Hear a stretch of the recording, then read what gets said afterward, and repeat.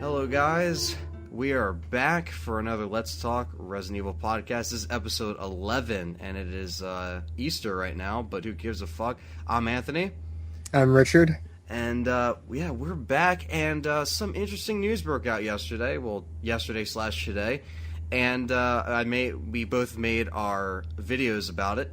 General thoughts. General thoughts on the Resident Evil 7 thing that's happening. If you guys don't know, we'll explain right now. So pretty much, Capcom came out and said that they're announcing something big this June at E3. Something that they're predicting will sell 5.6 million copies. So what do we know that Capcom owns that could sell that many units? Well, what series do they have? Is it Street Fighter? Is it Mega Man? Marvel's Capcom. Is it Resident Evil? Yeah, I think so. Yeah, because here's the thing: Resident Evil 6 sold just as much as that, if not, I think a little bit less. Just enough, I think, to make them say like, okay, this was pretty successful, even though it didn't get critically it was acclaimed. Underperformed, but it was still a successful game. Yeah, and so obviously you match the numbers up. There is here's the thing, people. I know you guys might be like, well, hey, it's not confirmed, but listen, look at those. I said in my video, I was like, look at those numbers. Okay. Yeah. There's no way that they're not talking about Resident Evil with those numbers alone. I said in my video that this is Resident Evil is arguably their most best-selling series. Exactly. Mega Man's dead right now. I don't think Street Fighter is going to sell that many. No offense to the Street Fighter fans out there, but I don't think it's going to be that successful. Resident Evil, on the other hand, that's a game that can break records. Yeah, exactly. And it has the potential to. Now, I know what a lot of people are saying. Well, you guys talked about RE7. I don't know. I don't want it to overstay its welcome on this podcast because we talked about it and what we think should be the plot or what should be, the main characters and stuff like that. We talked about it with JJ last show, which was almost a month ago. So, we've covered it several times. Even last year we covered it, before the game was even close to being announced. Yeah, with shows that guest starred Perry. Yeah, Perry. I remember he would ask us, he'd be like, so Richard, what would you do? I'm like, I don't know. No, I want to know what you would do. Yeah. So, I don't know. I don't know. But we've come to we've talked about what we would want to see, and the different story scenarios and characters and stuff.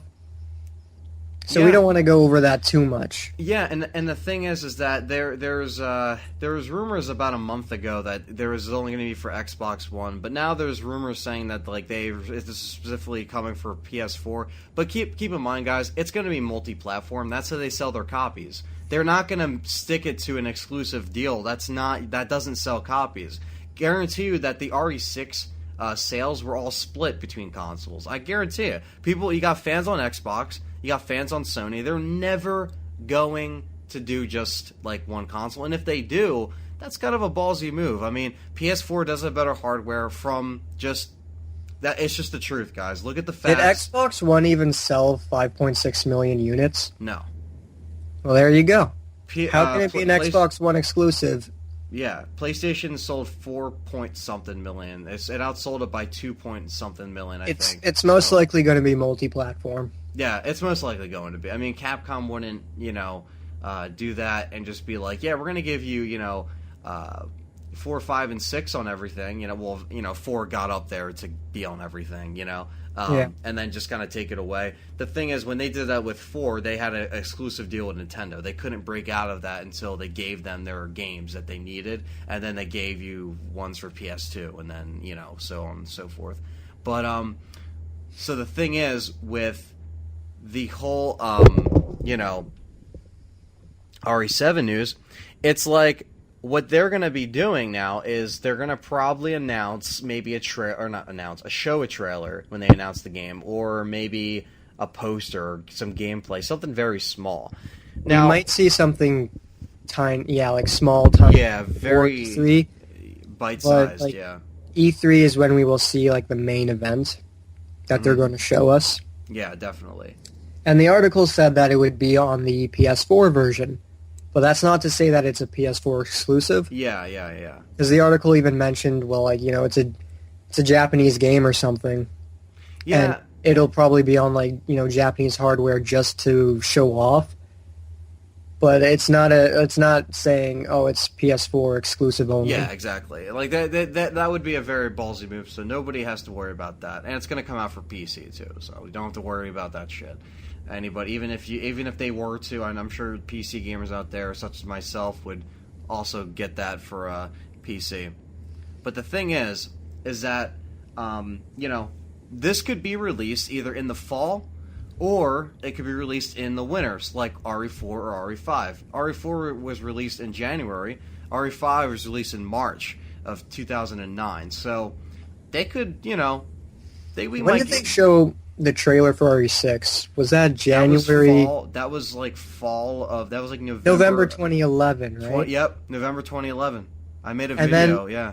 And then they said that the original release date was November 12th, but they actually, you know, took off a month, and they made it October. So it didn't, it didn't interfere with COD and Halo 4. But the thing is, well, like, we didn't get anything that E3, did we?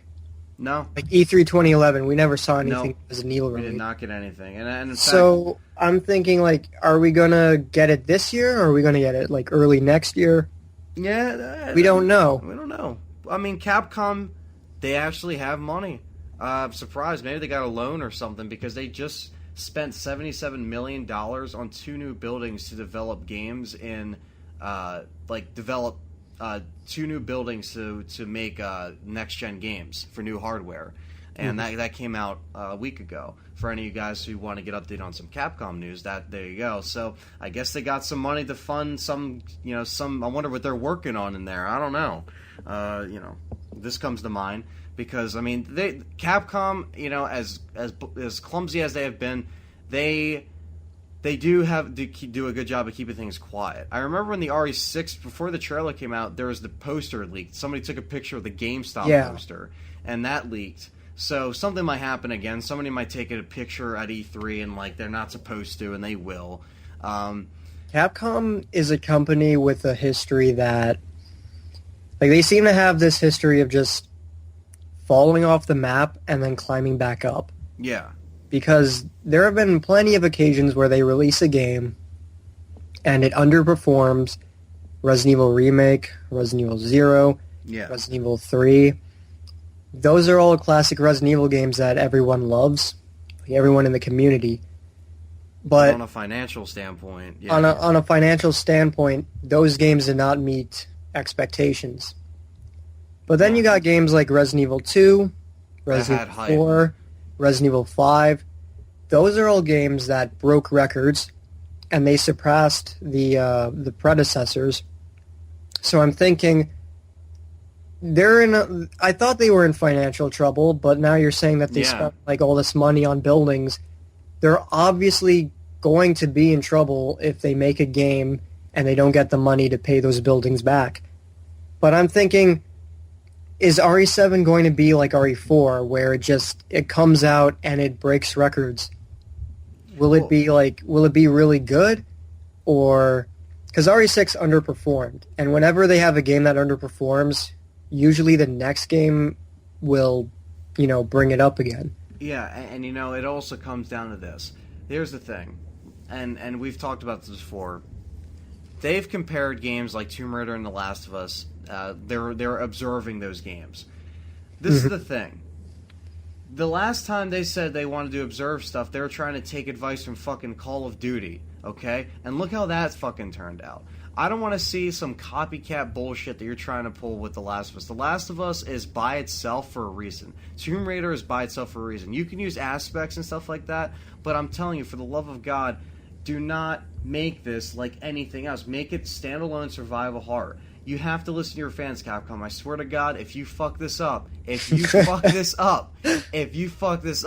you are seriously just throwing away this is it. This seriously is like the final straw to see where you really are listening. If you're not getting your head out of your ass, I don't know what the hell's going on. Because if you're going to observe something like Tomb Raider and The Last of Us, which are like perfect games, okay, Though you guys haven't done something on that level in years, and I'm talking since like RE4 maybe, on that level of perfection.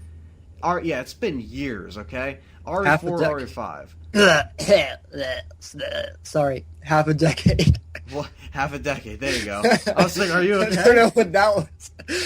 But yeah. So half a decade, like, come on. And Naughty Dog, they literally came out of nowhere. They were like, well, here's this game that nobody knows like anything about. And it ends up being a perfect game. Tomb Raider, they had a fucking line of shitty games with fucking the same thing, and they still were able to get their shit together. Can you get your shit together? If you're observing all of this stuff, you have to. There's no way you can't. And I don't want to hear shit anymore about this whole Call of Duty shit. Call of Duty's declining in sales. That's gonna fucking die off soon. So shut the hell up about Call of Duty. It's old news, okay? Gotta worry about survival horror and what fans want. Because people will buy the game.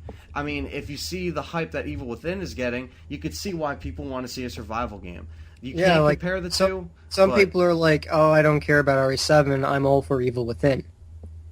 That's the thing where it's just like, I don't know. It's like, I don't get why people like to go against the certain things, so they're just like, oh man, like, Chris Redfield punches boulders, so that's just fucked, It's just like, okay, I understand people don't like 5, and I actually do. By the way, I forgot to mention earlier, I do have a review like finished for 5. I didn't like put the footage together.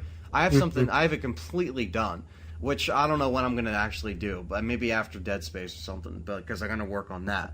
But I'll talk about that later. So here's the thing. People want to always use that excuse. Well, it's like, Evil Within, that's by, Shinji Mikami, like, this is going to be his last game, his last hurrah, his swan song, this is it, and I'm just thinking, well, at the end of the day, it's just two different things now. You have to, like, look back at all the people that the characters we've come to know and love, and just, like, separate them. Don't just be like go against it. Just be like, I'm not gonna even give them a chance.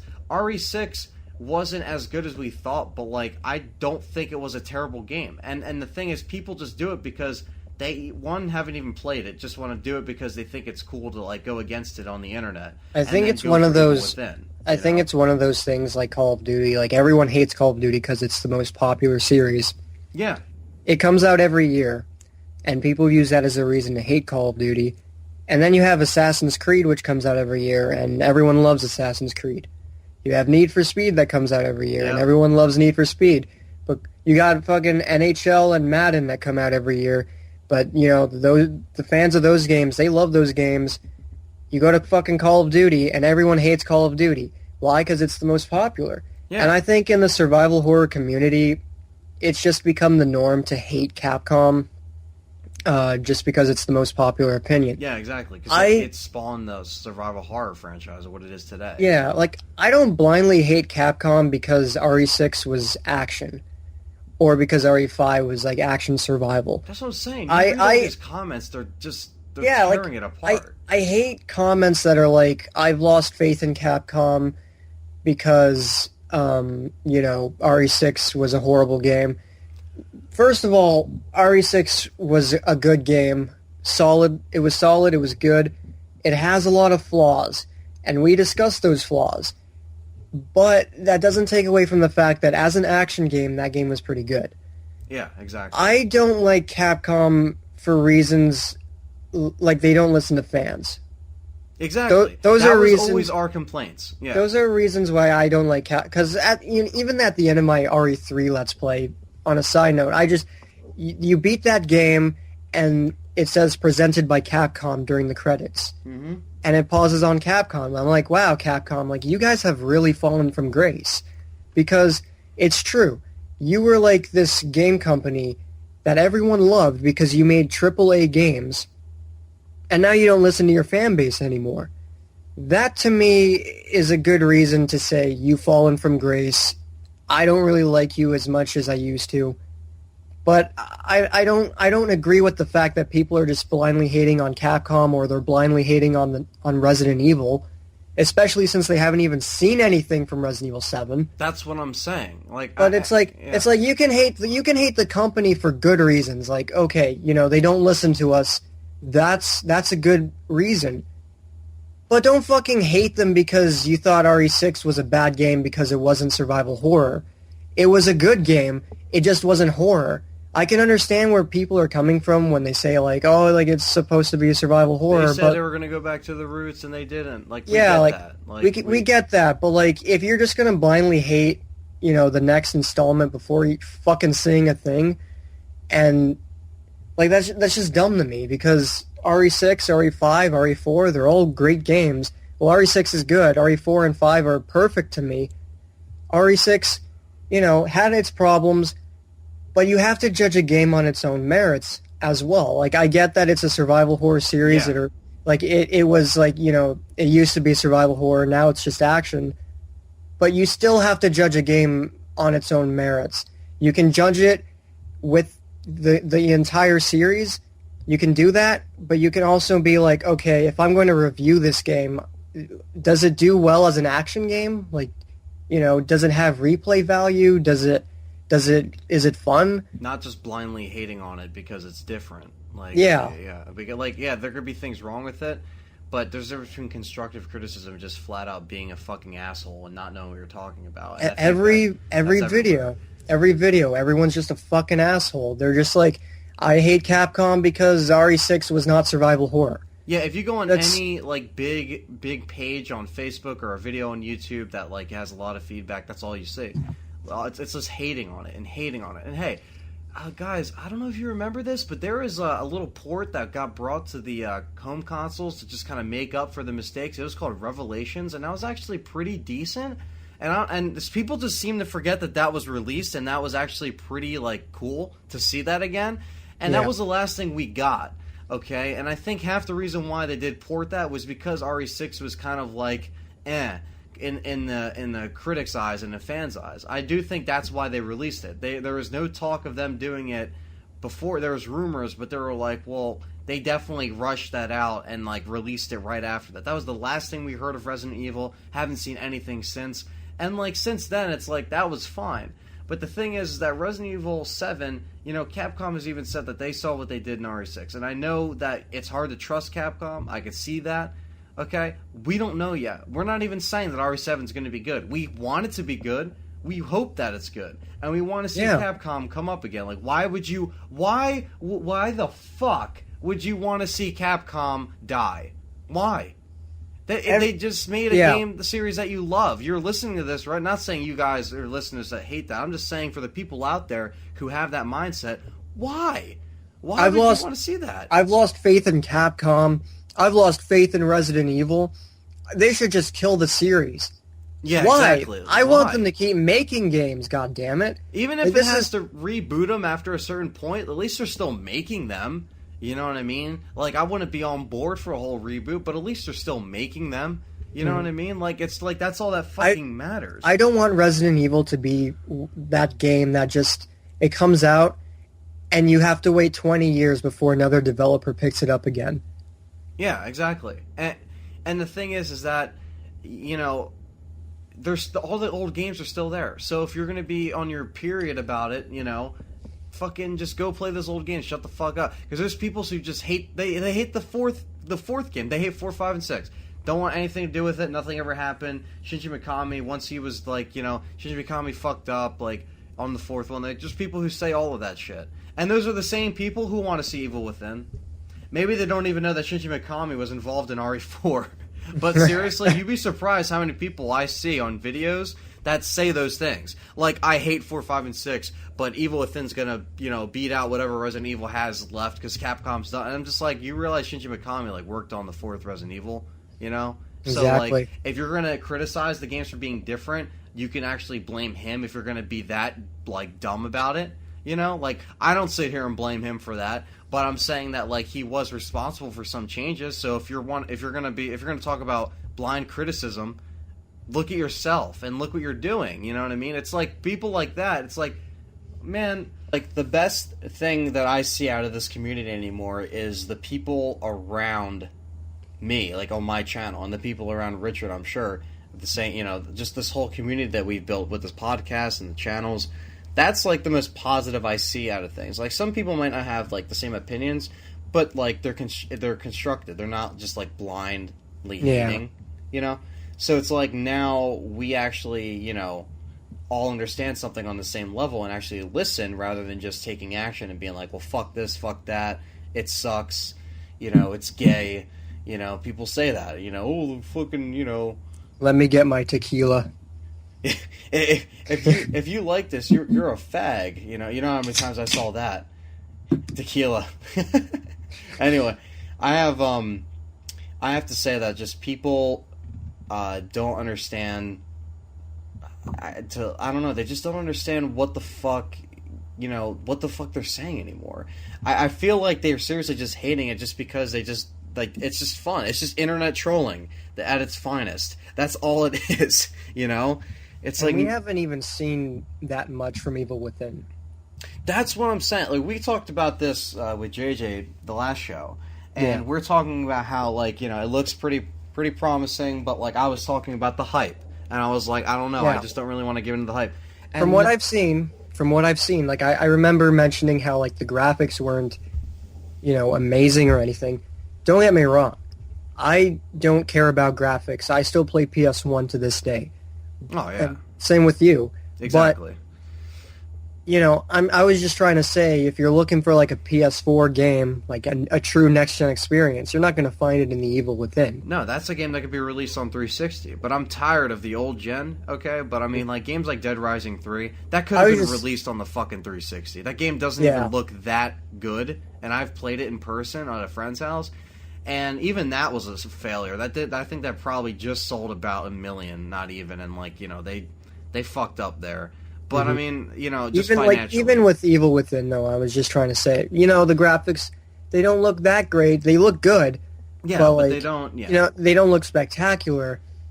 But as far as actual gameplay goes, it looked fine. It looked, I saw a 10-minute clip.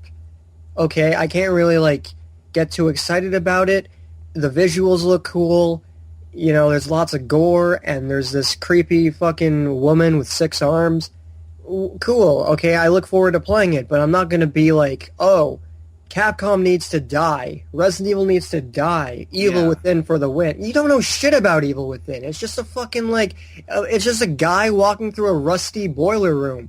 And then, there's fucking things that come out of the ground. I don't know, but, you don't know that much about Evil Within. It could be shit. It could be spectacular, or it could be shit. We just have to wait and see. But the same thing goes for RE7. RE7 can be an amazing game. We just have to wait and see. You can't just fucking say, oh, well, since RE6 was an action game, RE7 is going to be, horrible.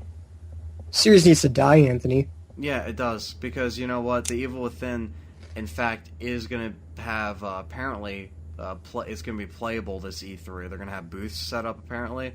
According to internet speculations, because they're going to actually present it, and because it's going to be coming out in August. You know what I mean? People are going to be, it's going to be 2 months away at that point. So they're going to have hands-on stuff. So I'm sure the internet's going to have footage. People are going to start doing scare cam LPs of it, because that's what we want to see, right? Shinji Mikami's classic game. We want to see scare cam LPs. All right, get ready to that, Richard. We gotta hurry up. We have to find a preview of that game. Oh shit! I can't wait to hear all the forced reactions from people. Oh yeah, that's great, because just that's screaming at every jump scare. Yes. Yeah, with somebody who made games for legitimate scares, not forced scares. But it's okay, because it's more money in the bank. It's funny, easy money. Part 1 out of 170. That's what it should be called. Just what Slow Beef did with Slender. It was called Easy Money, and it was part 1 out of 170, or 140, or some crazy number. And he was just wow, so this is what people are afraid of? It's just Slender, it was so fucking funny. But yeah, we don't know anything, but all I'm saying is that we hope it's good. We're not saying it's going to be bad. I understand that and we've discussed it before. We understand how Capcom is pretty shady. You don't know what they're going to say. It's going to be true. That's the thing. We don't know. And that's why we have to wait. to see what's going on. Even if we just get a little bite-sized portion of what the game, like what we might get a little bit this June, and then maybe we won't see anything until the fall, until they maybe release more gameplay, and it's not going to come out till next year. That's fine. The more time you work on it, the better. And if it comes out this fall or winter, so be it. If it looks promising, fine. But, like I said, I don't wish any bad upon a series that I've come and grown up with. Like, that's just not how it is. People hold this thing close to their hearts. They're not just going to fucking chuck it away and just be like, well, Evil Within, a random game series is going to have one, it's probably going to have one game, and then Shinji Mikami's done, and then somebody else is going to pick it up and make it a sequel and just make it bad. How much you want to bet that will happen? You never know. Like, you guys have to stop acting like it's not, it's just going to be superior. And it might be superior as far as design, as far as characters, as far as isolation, maybe, as far as a different routine. But, like I said, it's not out yet. It's not out. And like I said, I'll pay attention to it. And if we end up playing it, we'll talk about it on here, to just give our... Because it's an asked question in the community, for sure. It might not even be Resident Evil 7. It might be a remake. Yeah, but... We don't know. The thing is, it could have Resident Evil in the title, but will it be 7 or will it be a remake? The thing is, that's actually a good point you bring that up, but I feel like if they were to do a remake, they would actually say that they were going to do it. Like, officially say it. That is true. Yeah. And they would kind of say it and then be quiet about it. Like what they did with Devil May Cry. They're like, yeah, like, we're definitely going to reboot it. You didn't hear anything for like a year and a half, then bam, there comes You think the they game. would... So, like, if they were to remake it, they wouldn't just be like say they wouldn't just say it at E3. They wouldn't come up on stage and be like, so we have taken Resident Evil and we have completely reinvented it. And then they just show off like this completely new game, survival horror, and it's just called Resident Evil. Like, would they do that, or do they actually like have to let us know like a year before? They don't. The thing is, they don't have to, but they know the fan base is still very, just like, or what's going to happen next? Like, RE6 had a lot of plot holes, but like, are they just going to throw it all away? Are we going to see Jake again? I hope we don't, because he's a useless character. But that's one of the problems that I have with RE6 is that I don't think Jake is unlikable. I think Jake is really, like, he's the opposite. I think Jake is very likable. I just... Damn chips.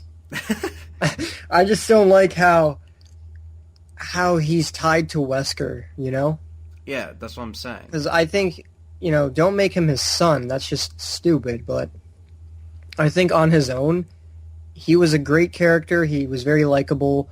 He had wonderful chemistry with Sherry. It's just the fact that he's Wesker's son is so stupid.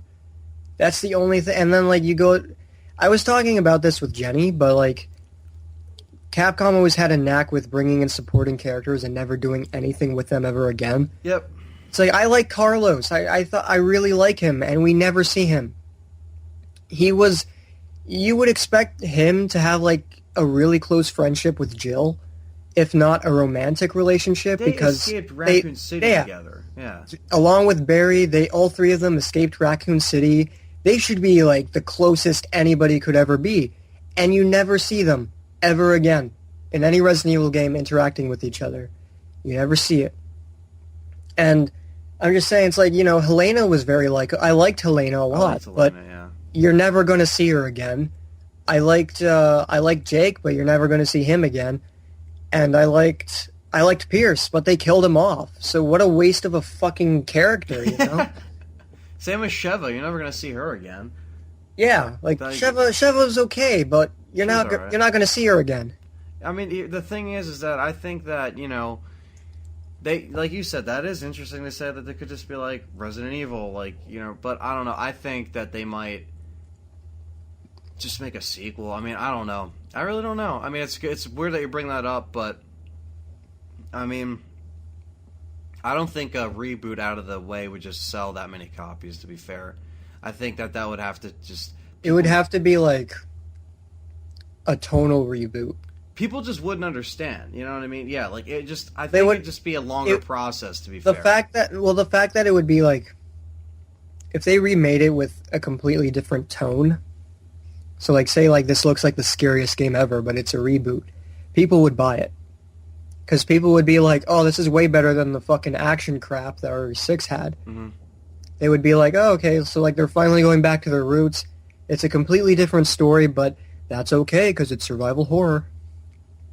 You know what I mean? Yeah, I mean, I just feel like there'd just be a lot of like a punch in, like a kick in the gut, so to speak, is like we just never know what happened to the original series that's 18 years old. You know what I mean? Like I just feel like there at least should be another game to wrap things up. I really think it's going to be hard for them to do that for one game just to wrap everything that they're missing. I mean, because there's a lot that they need to wrap up. They need to give every single supporting character closure. They need to get Carlos, a character we haven't even seen in like 15 years. They need to give him closure. They need to give fucking, I don't know, Ashley, well, Ashley has closure, but they need to give fucking Sheva closure. They need to give everybody closure. But at the same time, they also need to tie all the plot holes. And I don't think one game is going to cut it. I agree. Yeah. In terms of wrapping it up. But I would much rather prefer a game that tries to that tries to wrap everything up. Then it just end abruptly at 6. Yeah. Yeah. Like, even if you get one game and it's too much for it to handle, at least they'd be trying at, ending the series on a high note. Yeah, I don't know. And, I would just... I don't know. Who know? I think that it's an interesting thought. I just don't think they would have announced it so soon if it was a reboot. I thought it would have been a greater process. Personally, I think it will be RE7 or, Resident Evil subtitle. But I don't know. I think they're not really going to concentrate on previous plot holes or characters. They might just keep trying to move forward, which is fine. I think that's exactly what they're probably going to do. They're going to make RE7 with a completely new story. They might choose a character. They might choose Claire for all we know, but it's not going to wrap things up. You know what I mean? It's just going to keep moving forward. And I think that's what they're going to continue to do if they decide to make an 8 and a 9. But yeah. I don't think that we will ever see proper closure to the series, which is unfortunate.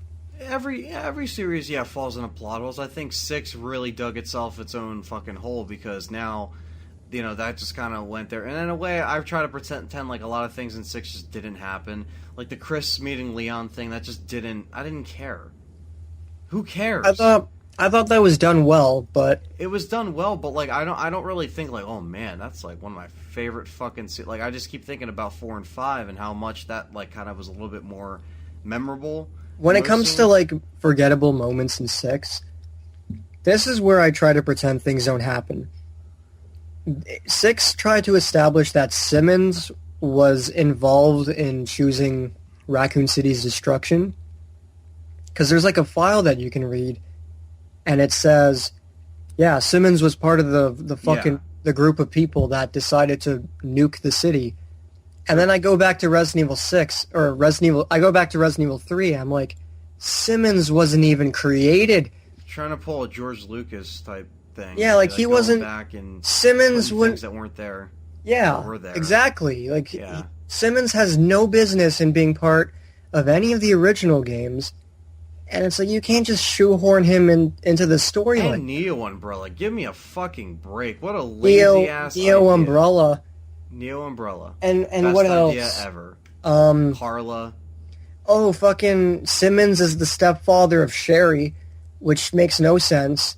That just doesn't make sense. Also, Sherry... I guess Wesker's report didn't even happen. Because Sherry was captured by Wesker in that video. Didn't happen. It didn't happen. Look, Not that I fucking care, because Sherry was she was done so fucking good in Resident Evil 6, but... Yeah, I mean, Wesker's report, that was after Code Veronica coming out. Well, here's the thing. I guess, well, go ahead. Finish what you were saying. Well, I really like what they did with Sherry, but I think they could have, done more with... Because they do a really good job with each character, but... They don't do enough. Well, with the series going on this long for almost 20 years, there's going to be plot holes. Even Metal Gear has things that just can't be really explained. How the fuck does Simmons, fund everything in terms of Neo Umbrella? Like, how do all these Joavo have weapons and shit?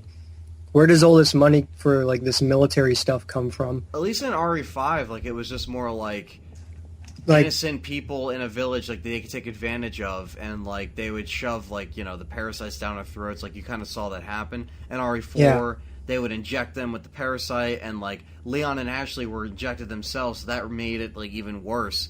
And, you know, and then, like, you know, Chris in 5 was trying to find, you know, Jill. Like, he was determined to find her. He knew she was alive. He saw her in the file, and then Sheva was there because she wanted to stop this, you know, terrorism from happening, and just, like, you know, things would get out of control. It was like the stakes were higher. And then in this one, it's just like, yeah, the world's getting infected, but, like, it's by this douchebag dinosaur motherfucker called Simmons, and we don't care. Like, we don't care. The boss fight was also fucking lackluster. Simmons. His name alone is just fucking stupid. Simmons. Simmons. Yep. He's memorable. He literally just looks like an average guy who just turns into a fucking dinosaur. He's just this average guy who has a history with Ada. Randomly. Remember he was like, he had an infatuation with Ada, and he was like her boss for a time or something. It's like, I don't get a sense of them having a past, you know? Ada and Wesker, they have a past. They had a past. You know what I yeah, mean? because, like, in each game, like, she worked for, or she pretended to work for Wesker. Yeah. But you knew that they had some kind of relationship, not relationship as in romantic, but, like, a business relationship. Yeah, like, she's on her own side, but she's still, like, you know, playing she's like, with, like, with with his Wesker. plans, yeah. And you knew Wesker knew she was full of shit. But that was just, like, their chemistry, and, like, that was cool. So, like, for somebody like Wesker to say something like that, like, okay, but, you know, they never seen each other again after 4. But Simmons just comes out of nowhere. And it's not even explained in Damnation. You'd think, like, yeah, maybe you can, you know, read between the lines. Maybe pull out something like Damnation. Watch that. Nope. Not explained.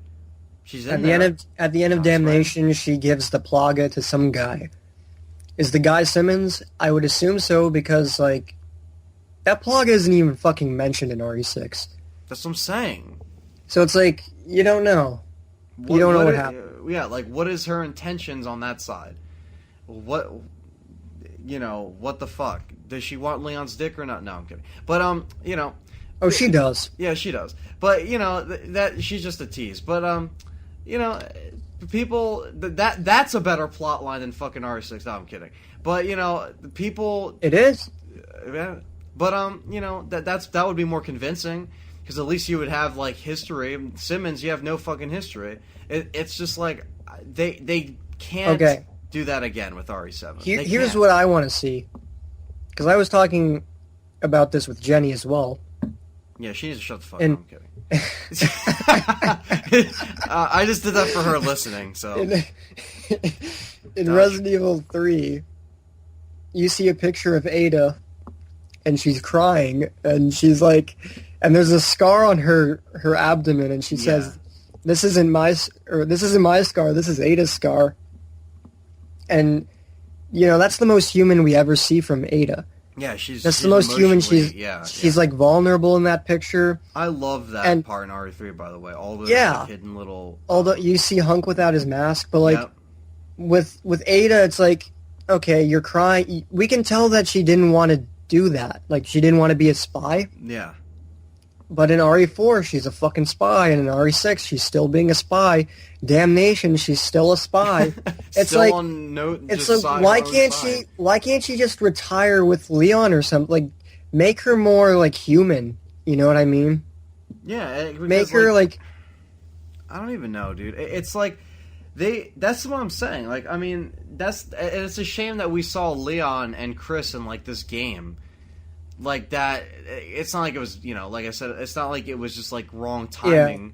Yeah. It's just like it's just a shame that like this is the game that they finally meet, and it's a shame that you know it was this game.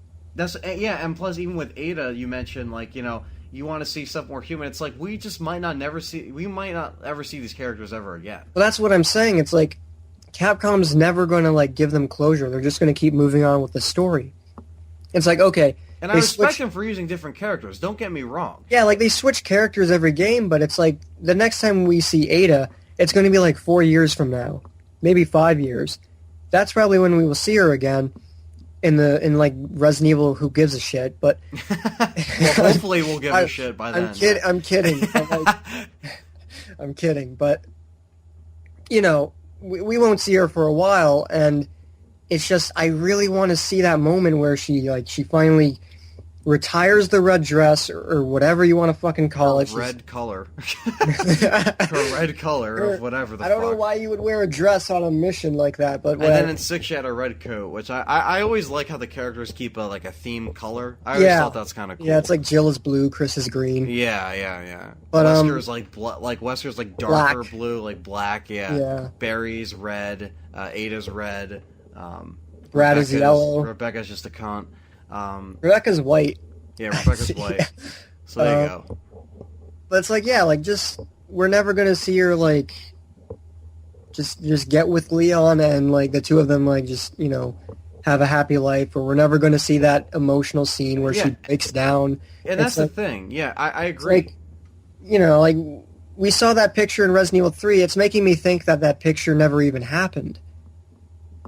But because the whole idea why that was released was like you could get some insight on stuff after RE2, because RE2 and 3 are like this, they're freaking connected, like literally connected, and I think that I don't know, like because a lot of people were like Leon and Ada should get together and stuff like that. The thing is, most people say that just because they think like, oh, they're a cute couple or whatever. We're saying it because they're we're pretty much saying it because, like, they're hinting at it. Like, they have been hinting at it since the fucking second game. Like, if you're gonna do something, if you're gonna set something up, don't leave it, incomplete. If you're to put these characters together in, like, a relationship way, or, like, she retires, or, like, Leon's done being a government, like, he's done. Like, he's done. He can't keep doing this BOW shit anymore. He's had enough. And they're together, like, that's it. Or, just stop hinting towards it and just be like, she's just like, yeah, I can't, I'll never be fucking, That's a good point that you make, though. It's like everybody, most people will be like, well, they should get together because they look cute together. It's like, in Resident Evil 2, like, they fucking kiss. You could tell there was something going on between them. Yeah. In Resident Evil 3, she's crying in front of a mirror without a shirt on, I might add, so she looks even more vulnerable. And it's like, okay, you can tell that she does not like being a spy. And in RE4, he was like, she's a part of me, I just can't let go. Let's just leave it at that. And then in Resident Evil Damnation, she's like, where are we going to pick up from that night that we left off at? And then in RE6, she's like, oh, so cute. It's like, fucking get on with it, Yeah, exactly. Like, just don't set it up. And that's what I'm saying. Like, that would give Leon and Ada at least closure. Like, that's two characters from the original games that are just like, that's it. Like, done. Yeah. Claire, I'm gonna assume she's just done. Like, she was done ever since, like, Code Veronica. Like, she's just done. I mean, I know she was in Degeneration, but, like, she didn't, like, that wasn't supposed to happen. Like, she was just at the wrong place, wrong time. It's not like she's forcefully going out of her way to fight these things. She's done. She's trying to live her life. In Resident Evil 2, okay, wrong place at the wrong time. Kind of like a Die Hard thing. Yeah. In Resident Evil Code Veronica, why did she break into that facility again? She was looking for Chris? Yeah. Or something? Something like that, yeah. Okay, like, she was on her own mission. Okay, so there's a reason for why she was at Rockford Island. And Degeneration, wrong place at the wrong time. And then that was it, really. I mean, like, there's no reason to bring her back. Yeah. It would be cool to see her again if you give her good reason, but close her properly. Listen, we can always have these characters in every game in bonus modes. Because they're bonus modes, they're just for fun. Yeah. It's like if you make mercenaries... Sure, like, include Barry, include fucking... What is this? I have this. What is this? He just fucking pulls out just headshots. Like, that's so fucking funny. And then there's Jill, who really needs closure. Oh, please give closure to Jill. Like, how is she doing? She's been kidnapped for 3 years of her life, and you don't include her in the next game? What the hell? Honestly, I think she should just be in this next one because I just want to fucking see her again. I understand. Yeah, we saw her in Revelations, but that wasn't after 5. That wasn't after 5. That was between 2 games, 4 and 5. We gotta see what happened. Is she, is she still, like, trying to fight in the BSAA that her and Chris helped form? Does she know Chris? Why was Chris depressed? Why wasn't she helping him? What? It should have been Jill instead of Pierce. It should have been. I was like, hey, you know that scene where Pierce is like, okay, Captain, you're going too far. What would Finn think of you if he was still around? And Chris is just like, shut up. But, like, if that was Jill who said that, or if he talked about it, imagine if he said, what would Jill think of you? You know? It would have been so much more powerful. Even if they mentioned her, that still would have been, cool. Even if they had her at the bar, you know? Yeah. When everybody gets up, it's like, we're taking you back, Captain. If Jill made a cameo, where the hell is Jill? I would have, shit myself. I was like, holy shit, that's so cool to end Chris's, thing. Pierce died, but, there's Jill, she's there. But now you just don't know. And, I think the unknown is what really bothers me with the whole plot line thing and how RE7 could transfer over. Because, there's just so much that's missing. So much that's impossible. You'll never have a series that's perfect. You'll never have a series that's perfect.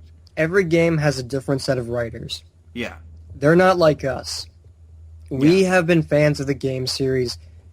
You know, we play every game. We know the story of every game. As buyers, as people who buy the game and play them, yeah. But those people who write the games, they're hired to write shit. You know? It's like, okay, you guys, you're going to be hired to write Resident Evil 7. And then they write whatever they think is cool. That's not what Shinji Mikami had in mind. And that's not what they're having in mind in terms of, closing the series. They just need a story for a game. You know what I mean? Yeah, exactly. Those writers aren't thinking, oh man, we gotta do something with the way the series has been going. We need to close things. They're not thinking like that. They're just thinking of moving forward. Yeah. It's like, what scenario can we think of next? And the thing is that people Jill, Chris, those are all main characters, and I think they'd be foolish to never close them in certain ways. You know what I mean? I like Chris. He kind of got closure. You know, it's kind of like, all right, well, he got over that guy's death for some reason. That was so tragic. I still don't understand why. I get you lost somebody, but I thought something happened to Jill. Exactly. Before the game came out. Look at our demo playthrough if you're interested in seeing our reactions to playing it for the first time all together. I think that was we're like, oh man, what happened to Jill? We were really excited, and then it's just just because this guy died. I understand, but he's lost people before. He's lost people in the mansion incident. He's been doing this for a while. Yeah, why did that one guy affect him so much to the point where he's depressed and just drinking in a bar? Not only that, but at the end of the last game in Resident Evil 5, he accepts the fact that he needs to do this. Yeah. He's like, is this all worth it for a future without fear? Well, yeah, it is worth it. He looks at Jill and he looks at Sheva and he's just like, it's fucking worth it because he's I got this bitch in the sack when I get back. No, that's not exactly. He's like, I got these 2 bitches in the sack. Josh, you can join if you want. He's just like, I'm fine by me. I'll give you guys another round. He just fucking flies. Doug around. Is just there. Like, you don't have to tell me twice. That fucking guy.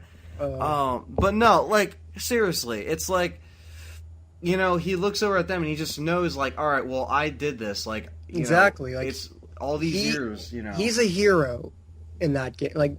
After that, you just know he's a hero. And in Resident Evil 6, he's fucking depressed. It's okay, you lost Finn. Get over it because you lost fucking Joseph and Kenneth and Forrest, and you lost Brad. And you lost fucking... You lost your city, your city you lived in? The city that you lived in? Yeah. You had that happen to Claire in Code Veronica, so you had to fucking rescue her. you know, it's like, why Finn? I understand the idea, though. Like, I understand. Yeah. He loses his comrades. Put him in a vulnerable spot, so he's kind of like, you know. Because in my top 10 characters, I mentioned, okay, he deals with the pain of losing his BSA family, and you know, like, cool, whatever. Like, that's a cool idea. Like, he's sad, whatever. It works for my top 10 video because it, you know, I get what they're going for. They're trying to make him, like, really angry. Because Chris is the only one in Resident Evil 6 with a character arc. He starts out depressed, and then by the end of the game, he accepts the fact that he needs to do these things. Yeah. The only problem with that is that he accepted that fact in the last game, and he shouldn't be depressed at all. Yeah, exactly. If you're going to make him depressed, you have to give a good fucking like, kill Jill off or something. He needs to be depressed for a good reason. And that's what we thought it was, but that's why it seemed like a letdown, you know what I mean? And then that created a plot hole right there with Jill. Where? Because RE5 took place in 2009, where the game came out. This takes place in 2012, or 13, I believe. 13, yeah. 13. And it's like, what happened in that time? What happened? You know, I know she's in her 40s, but, like, what happened? Like, what's going on? Somebody's got to tell us. And that's the thing, like, plugging this back into RE7, I just think that, you know, I would like to just figure some shit out. I don't know what they're going to do. I don't know what they're going to do. But all I'm saying is that certain stuff like Simmons and Jake, just let go. I don't want to see Jake again. I don't want to see him. I just don't. Like, it's not like he's bad. I would love to see Jake again, but I don't like the story. I don't like how they made him Wesker's child. If they didn't do that, then I'd be like, okay, you know, bring him back. But if they put him in the next game, it's not survival horror. That's just one of those he's things. Be punching shit, you know what I mean? Like, well, they can make him like where he's not punching shit, but they could. But I'm just trying to say, it's like him being related to Wesker is one of those things that you pretend doesn't happen. Yeah, because it just doesn't make sense. Like, exactly. It just really just like you could have gone throughout the whole game without saying that, and it just wouldn't have mattered. Like, you just wouldn't have said, like, oh, my father is this. It's just like, you would just would have been with Sherry, and that's it. Again, I get what they're going for. Like, oh, it's dramatic. Like, Sherry's dad was Birkin, and, you know, Jake's dad was Wesker, and they worked together. And now, like, they're, you know, Sherry the daughter and Jake the son, like, now they're working together. And, like, Sherry's dad he was a bad guy.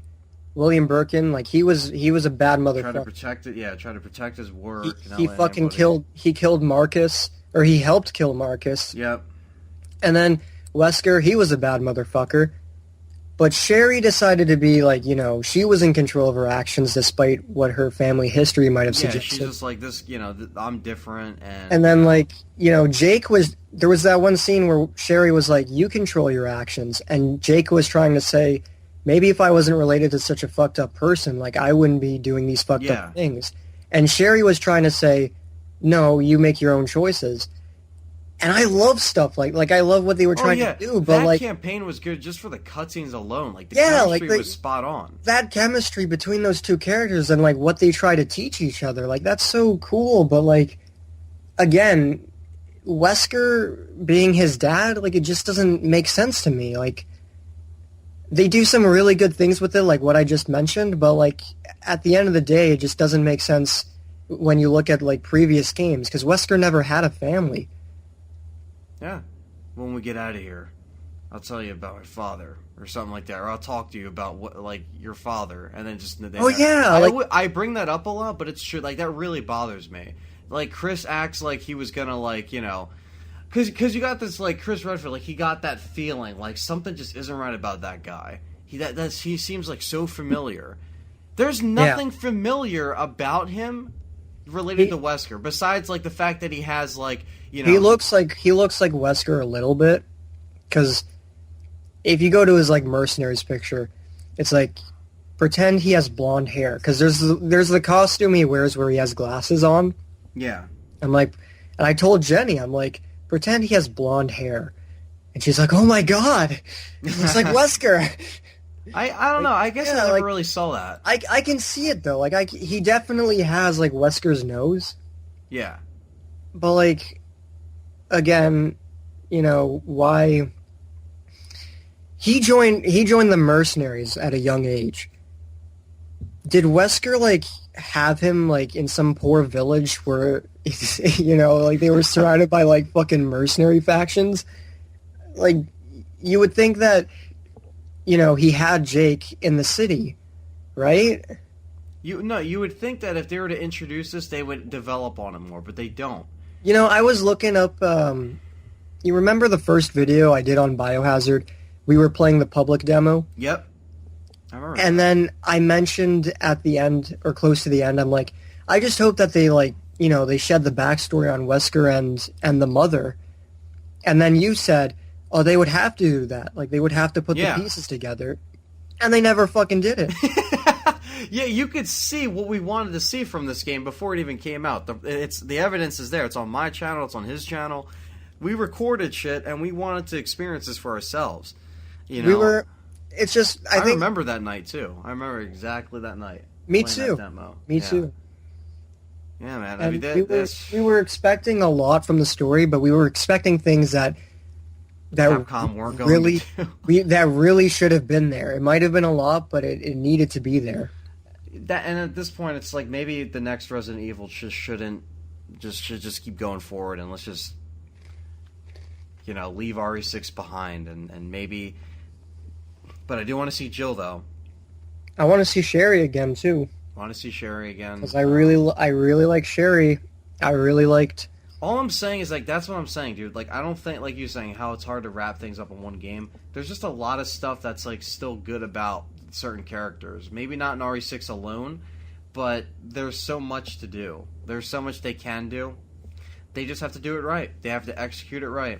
And that's all I'm saying. We can't keep discussing about, you know, I know a lot of people out there, you know, want to see our take on RE7 and stuff. I don't know, but we could say we can explain to you what we want from it. And that's definitely, you know, we're like explaining it all, pretty much. It may sound like we're talking a lot about Resident Evil 6, but we're just saying it's like... It's in relation to RE7. It's the last thing we got in the like installment. Resident Evil 6 had all of these story flaws, and it's like, how would they wrap that up in RE7? Yeah, and exactly. I'm just trying to say, like, they're probably not. They're just going to get writers who are hired to write another scenario. And they'll try to make it have some relation, you know. It's not just like out of the blue, but I think that if they're gonna have to bring, like, you know, somebody back, it'd have to be maybe Jill, just one last time. It was some way, shape, or form. Even if she's just kind of like there, you know. I mean, like, and she, you know, I don't know if they're making this game co-op. That's another good thing that we don't know what they're doing. Like, that can either be a good or a bad thing, or make it like Dead Space. I don't even know, but you know. If it's just Jill, cool. But we just got another game with Jill, so I have a feeling, like, just Revelations alone, I feel like they're just gonna be like, well, you know, she was the main character. Like, we don't want to bring her in as a main character before, because the last time she was a main character before Revelations was 3. You know what I mean? So it's like, maybe, but if they did, they would, like, I mean, I would love to see Jill. I'm not saying I wouldn't, but please just, like, give a good explanation of what was happening. I swear to fucking God, if you just throw Jill, you just throw her in and you don't offer any explanation, and you explain nothing, that's gonna piss me off. And the thing is I'm not bashing Capcom. I'm not one of these fucking people that complain on the internet.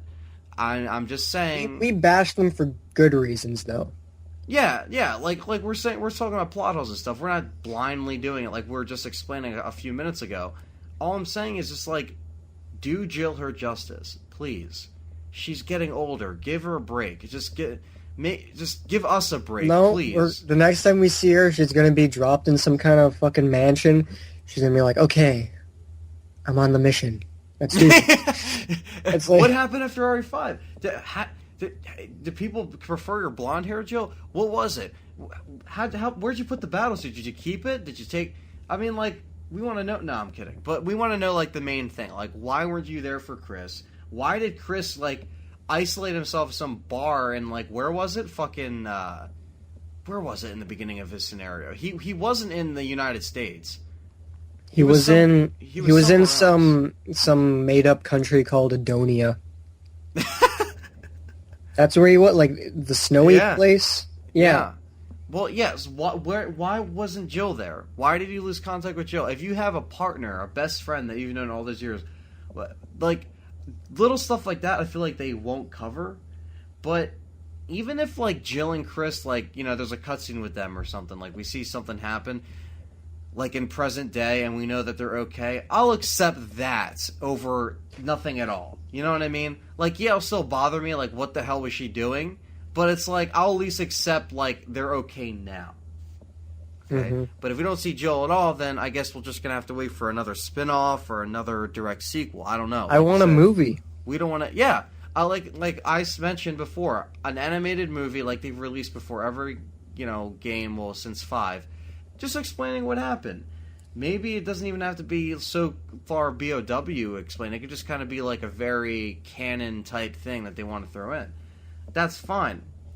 But again, I don't want to go so above and beyond the RE7 because we don't have much on it yet. But we're definitely just explaining what we would like to see them do with the story from RE6 that was left behind. We're not going to keep talking about the same thing as far as like what we want to see, but we're going to tell now that it's actually like going to be announced, which it is, okay, this E3.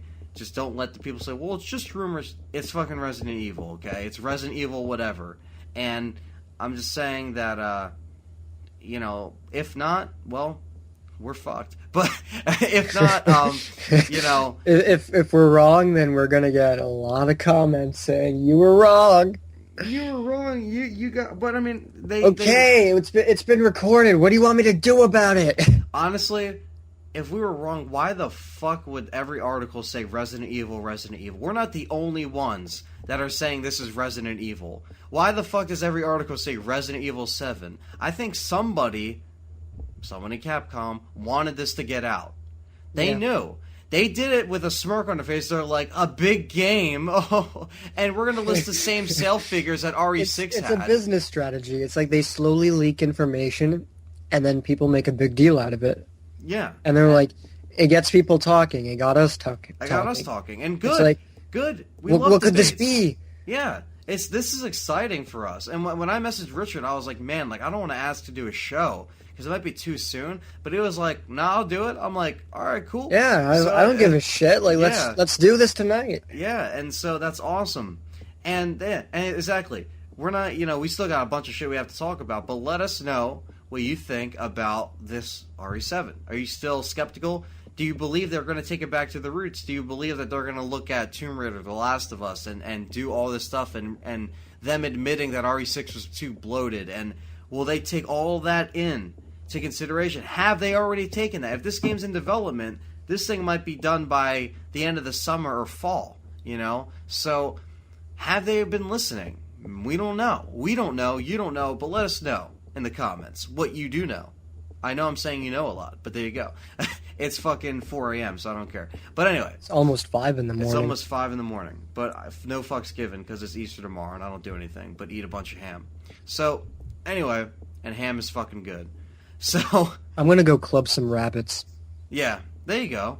Because that's the whole joke in Canada. I was watching that 70s show and like they went to Canada for beer. And, like, they got stopped at, like, the border, so, like, they're like, what are you doing in Canada? And then his friend, and then the other Canadian friend, he's like, and he's, like, looking at him. I'm just like, these motherfuckers, like, they... All right, so, like, one of my favorite filmmakers is John C.J. Graham. He's a YouTube filmmaker, and he makes Arby and the Chief.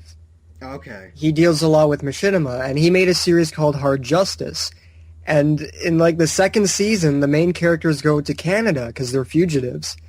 And then when they get to the Canadian border guards are like, okay, you can only pay in bacon or, like, maple syrup. or maple leaves or something. And maple then, like, leaves. One of the characters gets lost in Canada. And, like, so, like, obviously the map is, like, Avalanche because it's all snowy and shit. So the guy's walking, and then suddenly, like, this beast is attacking him, like, from a POV shot. And so this fucking Canadian comes. He has red and white armor to match the flag, and he snipes the monster. And the guy's like, "What the hell is that? Some kind of fucking mutated horse?" And the guy's like, "No, that's a moose." Oh my god! And then like you hear like, and he's got a sniper rifle. He's supposed to be a hunter. His name is Dudley. And then you hear this guy in the background. He's like, blah, blah, blah, blah, blah, and Dudley snipes him. And then he's like, "Is that another moose?" "No, that's a Canucks fan." Oh my god! Very dangerous this time of year. I love when they just take like stereotypes, and Yeah, make them really funny. But because John CJG or John Graham, he's Canadian as well. Yeah, so he's taking he's the just, piss like, out of himself. Yeah, like he's just like fucking saying it what other people interpret Canada as. Yeah, exactly. And he's making fun of it, and it's so funny. That is great. I think that you know, with that being said though, I think that you know, with everything that's going on, I think that as it unravels towards, you know, E3 and stuff like that, we're gonna keep you guys updated as far as RE7. But until now, until, you know, from here on out, no more RE7. We're fine. And unless news breaks, we've covered everything we can for RE7. And I hope you guys are getting that fixed, because trust me, we're going to update you as much as we can. You might find out it before we do, because, you know, we have to gather information and talk about it in an organized fashion. But RE7 for now, until further notice, is that we've talked everything we can about it. But as stuff gradually gets released, maybe a poster might get leaked or something, we're definitely going to bring it up in the next show. But the thing is that so much for RE7, that's covered. But you did some reviews in your return for YouTube, because me and you actually were both on some downtime.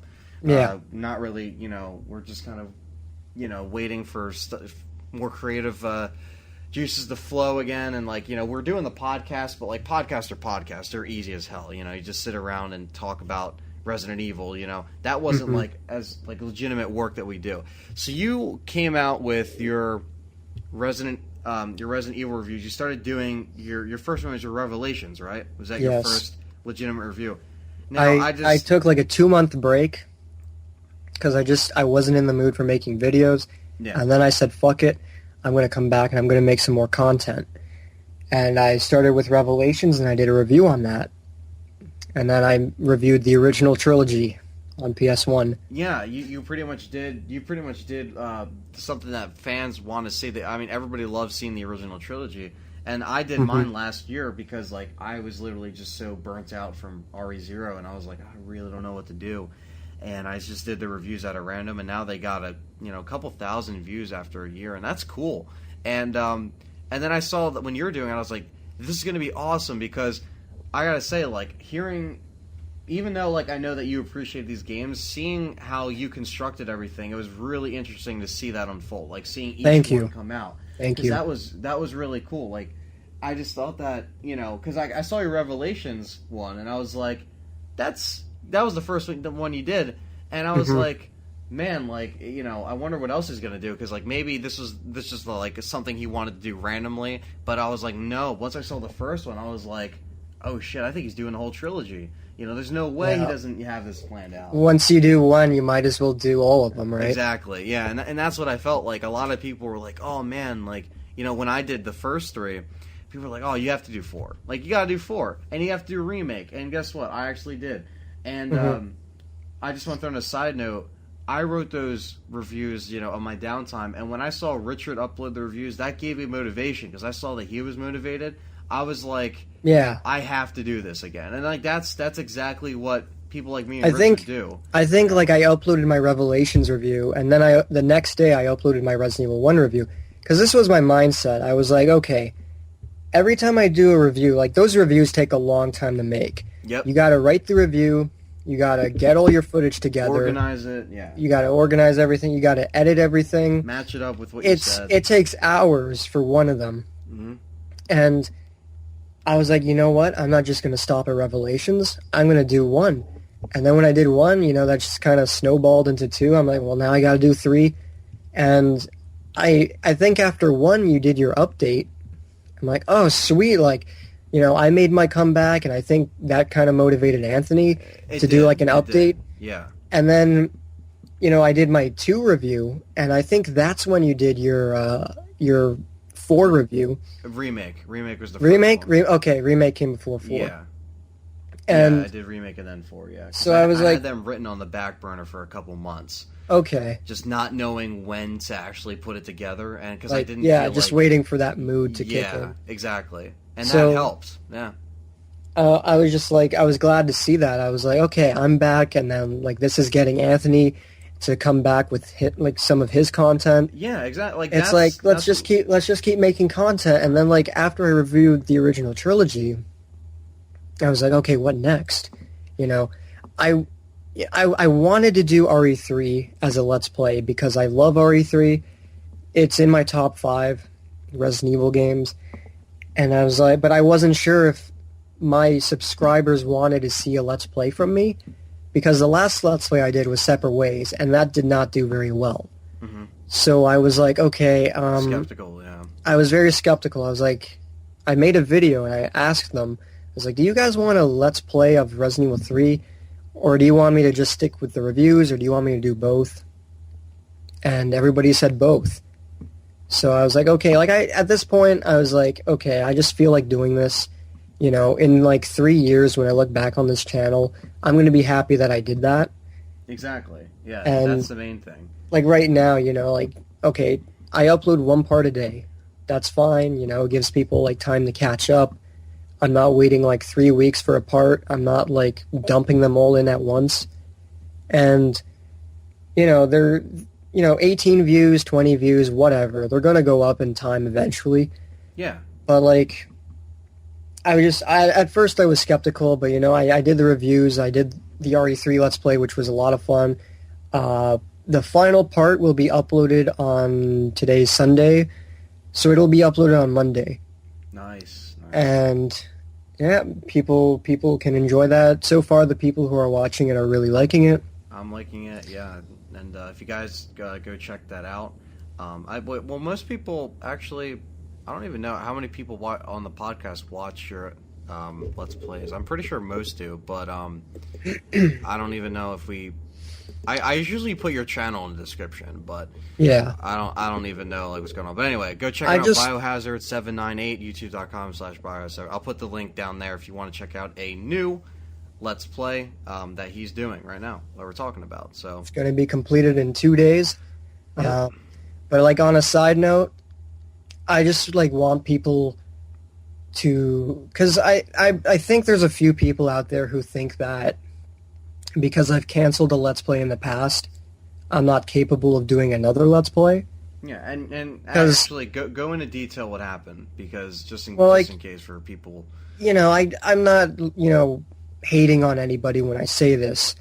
It was just a comment, but like, you know, someone said you had a lot of problem, or you canceled RE2, and he was basically skeptical of like me doing RE3. Mm-hmm. But he was all for it if I would do it without problems. But like, I just want people to know that I canceled RE2 for technical reasons. I was not satisfied with the quality of that Let's Play, the video quality. I thought the commentary was crap. People seem to enjoy them, but personally, I just thought that it wasn't good enough. So I canceled it. I wasn't motivated to finish it. Some people thought that, like, you know, since people voted on it, like, it was a game that, like, people voted on it, and since they chose it, I did not want to do it. Yeah. But, you know, I love Resident Evil. That's why I made a channel dedicated to it, to the series. And back then, when I let people vote, I was excited to see what people would vote on, and I was happy to do whatever game they wanted. Now I just choose the Let's Play, but yeah, I stopped voting. I just stopped. Yeah, I'm probably never going to do that again. Just you don't do voting videos either anymore. But the reason, like, I didn't cancel RE2 because I didn't feel like doing it, or because, like, you know, the voting video was a gimmick for more views. I canceled it because of technical difficulties, and I was not satisfied with the way it was coming out. It just wasn't the right time. And then with The Thing, I tried doing another Let's Play afterwards. The Thing was canceled because I recorded for about 3 hours, and when I looked at the footage, the gameplay would go in slow motion, and then it would speed up, and then the audio was all distorted. It was impossible to fix, and I just could not finish that Let's Play unless I restarted the game again and got to that point, and then, record everything again. But if I'm doing that, it's just not the same playthrough. So I was like, okay, well, I guess I got to cancel this because, again, more difficulties that are just, breaking the Let's Play. Yeah. And then with RE3, though, I really wanted to do it. I tried to get the quality as good as I could, and I was satisfied with the quality of it, like video quality. And you seem to be enjoying yourself much more. Since I was like a lot more into it, the commentary turned out a lot better. I got that vibe. Like just by watching, all the parts, it's like I felt like I feel like me and you both at this point in time, I think everything's kind of at full speed as far as content, It's not like we're going to release stuff like every single day, because once I get my Dead Space going and I get more stuff together and collection updates, that's going to be released. But the downtime is officially over, so it's going to be full speed all through. Like I said, we got Dead Space, I got Resident Evil 2 Claire B, Dino Crisis sometime this year, possibly Siphon Filter. That'd be fucking awesome to do. And just like there's so much that I can do, and it doesn't even matter when I do it, but it's like why go on all this downtime when you have so many ideas? Yeah, and that's the thing. Like I think I like I said in my update video, I don't regret the past downtime that I had to take because I personally needed it for like personal future endeavors on this channel, and as far as like me feeling motivated to do anything. So I needed that, but it's because, like I said, I hate taking breaks. I hate them. I don't like doing them. And every time I had to do them in the past, it was because I literally had no choice. Like, I could not work under that condition. And same with the past couple months, I just couldn't. And I wrote those reviews, and they were just kind of, stuck in limbo, like, fuck, what am I going to do with these? And then when I started seeing... That's the same reason for when it came to Let's Plays. It's like, if I cancel a Let's Play, it's for a good reason. Exactly. You're not doing it out of bad taste on YouTube. Yeah. I don't want people to think that I'm canceling a Let's Play because I'm not good enough to finish the game, or that I'm not good enough to finish the Let's Play, or because I'm dissatisfied with YouTube views. If I cancel a Let's Play, it's because of technical difficulties that won't let me finish the Let's Play. Yeah, and we make sure we get the best content. It's not about... We're not partners. We're doing this because we want to. And I want to thank everybody for, just supporting us. Like, seriously. You guys are awesome. On the reviews, the fucking podcast. I want to especially thank Perry for helping us out with, because he helped me, he sent the news over, for tonight. I wouldn't have known. Yep. JJ, big-ass help. Thank you, dude. You're fucking awesome. We're going to have you back Big thanks to JJ for, sharing our podcasts and our reviews, and for just all around motivating us. When he's saying you guys will be big and you guys can only give, that's better than a million. That's better than a million views, and I was telling Richard that earlier. Yeah, because every time I made a new review, I would send it to JJ, and he would say, "Oh, cool, man! I'll check it out after work," and then he would comment on them, and he'd be like, "Oh, great reviews," and then he shared them.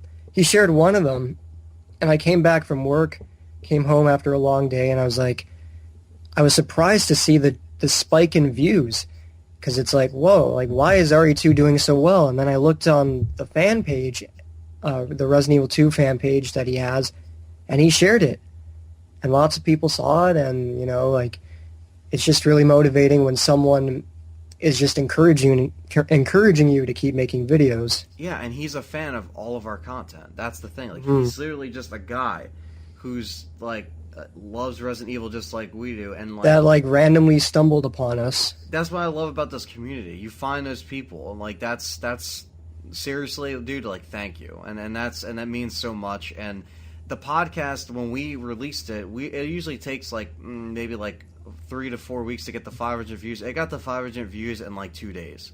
Like, it literally moved up so fast because he shared it, and people were like, oh man, like, why didn't I find out about this podcast sooner? And like, why, I got more subscribers and followers, and Richard gained subscribers as well.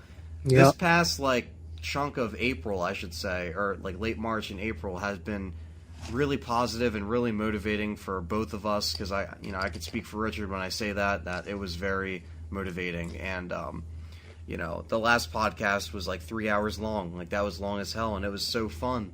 And just thank you for downloading the podcast, listening to them, and doing whatever. And you can download them for free, by the way. I don't know if any of you guys know that, but if you like MP3, a lot of people don't realize that, but if you like the MP3 downloads, if you prefer that, so you don't waste data on your phone, which JJ mentioned too. I already mentioned that. He was like, I actually wasted my data listening to you guys. Hey, but sorry, but these are fucking long, but we can't help it. We can't help it, man. And he can't help listening to us. No, but thanks, man. I really appreciate that. I'll never forget that, and that's cool.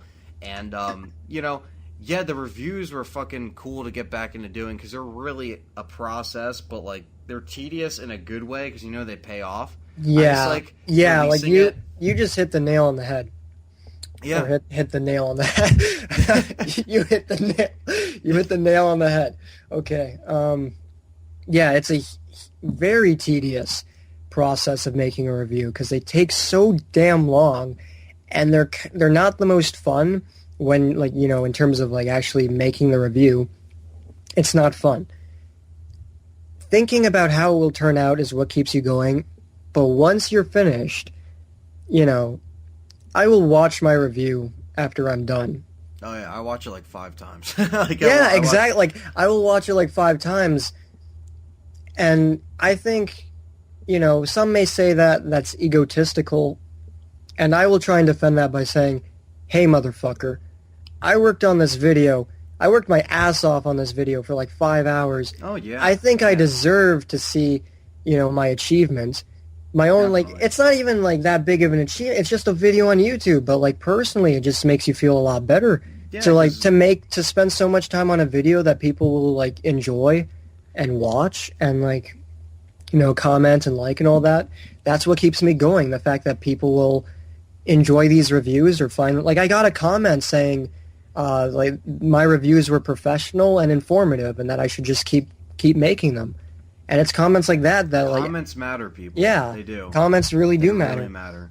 And then I also watch my reviews because of the mistakes because I don't think many people are going to notice the mistakes in my reviews, but when I watch them, I can't help but notice them. So it's okay, I'm going to try and fix that for next time. But again, when I watch a review, I'm going to be okay, I'm really dissatisfied with the way that turned out. But overall, it's still really good. That's just me being too self-conscious about it. But I think if someone were to watch it, they'd they really enjoy it. Yeah, because I agree, and I think the Resident Evil remake for me, when I was coming out of the gate with that, I was man, I haven't done a review in over a year almost. Last one was Revelations, and that's kind of ironic. You started with Revelations. That's kind of funny. But I released that, and I went to bed and had 0 views. Released it, woke up, it had 90 views, and I'm man, that's pretty fast. That was pretty that's pretty fast for our standards, especially mine. Yeah. I was just man, I thought it would only have 15, 20 views, because that was overnight. I uploaded at maybe 11 or 12. I got done the review late. Mm-hmm. I watched it over and over again, uploaded it, went to bed, woke up, and I was man, because I like uploading a video and walking away and just letting stuff happen, then come back to it. That's how I am. So every time I upload a video, I will fall asleep, and the first thing I do is check my phone to see the comments. Yeah.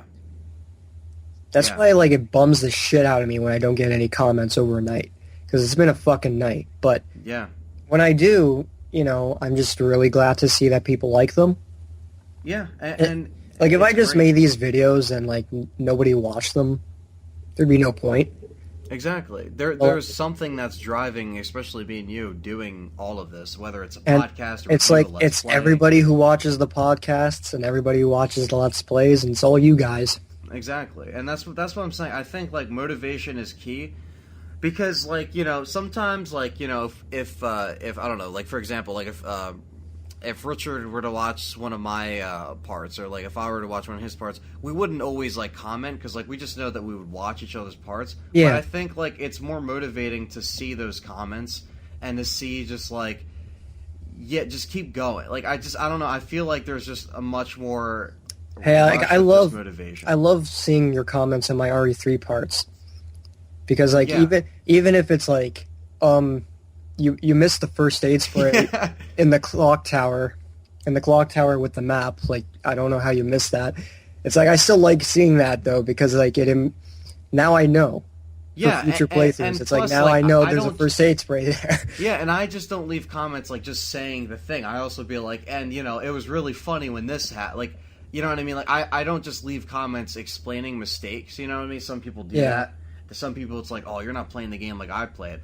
I'm just like, yeah, like you forgot that, but that hunter getting stuck on the fucking door. It was that's funny pretty when Nemesis kept chasing you. Yeah, that was funny. I thought it was also funny when when you just became Jill again and you started running back towards because you had to go to the park, and like Type 2 Nemesis is like right on your ass. You're like, holy shit, he's fast! Like he's faster, dude. He's faster than Type 1 Nemesis, the regular form. Like he's fucking quick.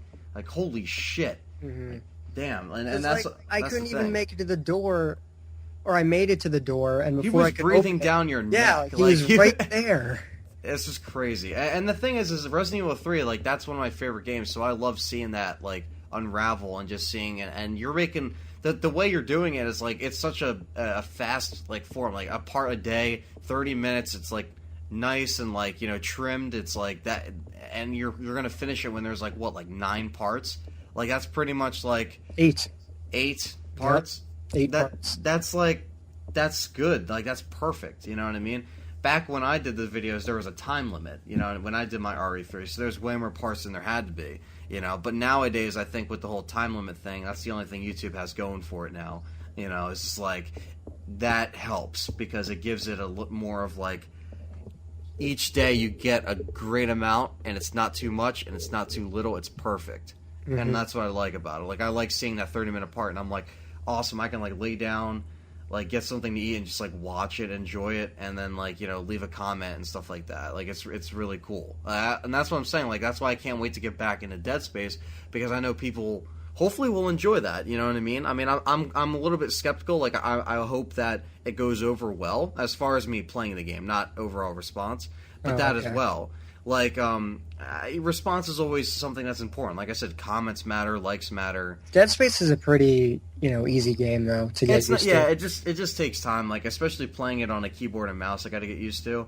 Oh, that's right. You're doing it on PC. Yeah, do it on PC.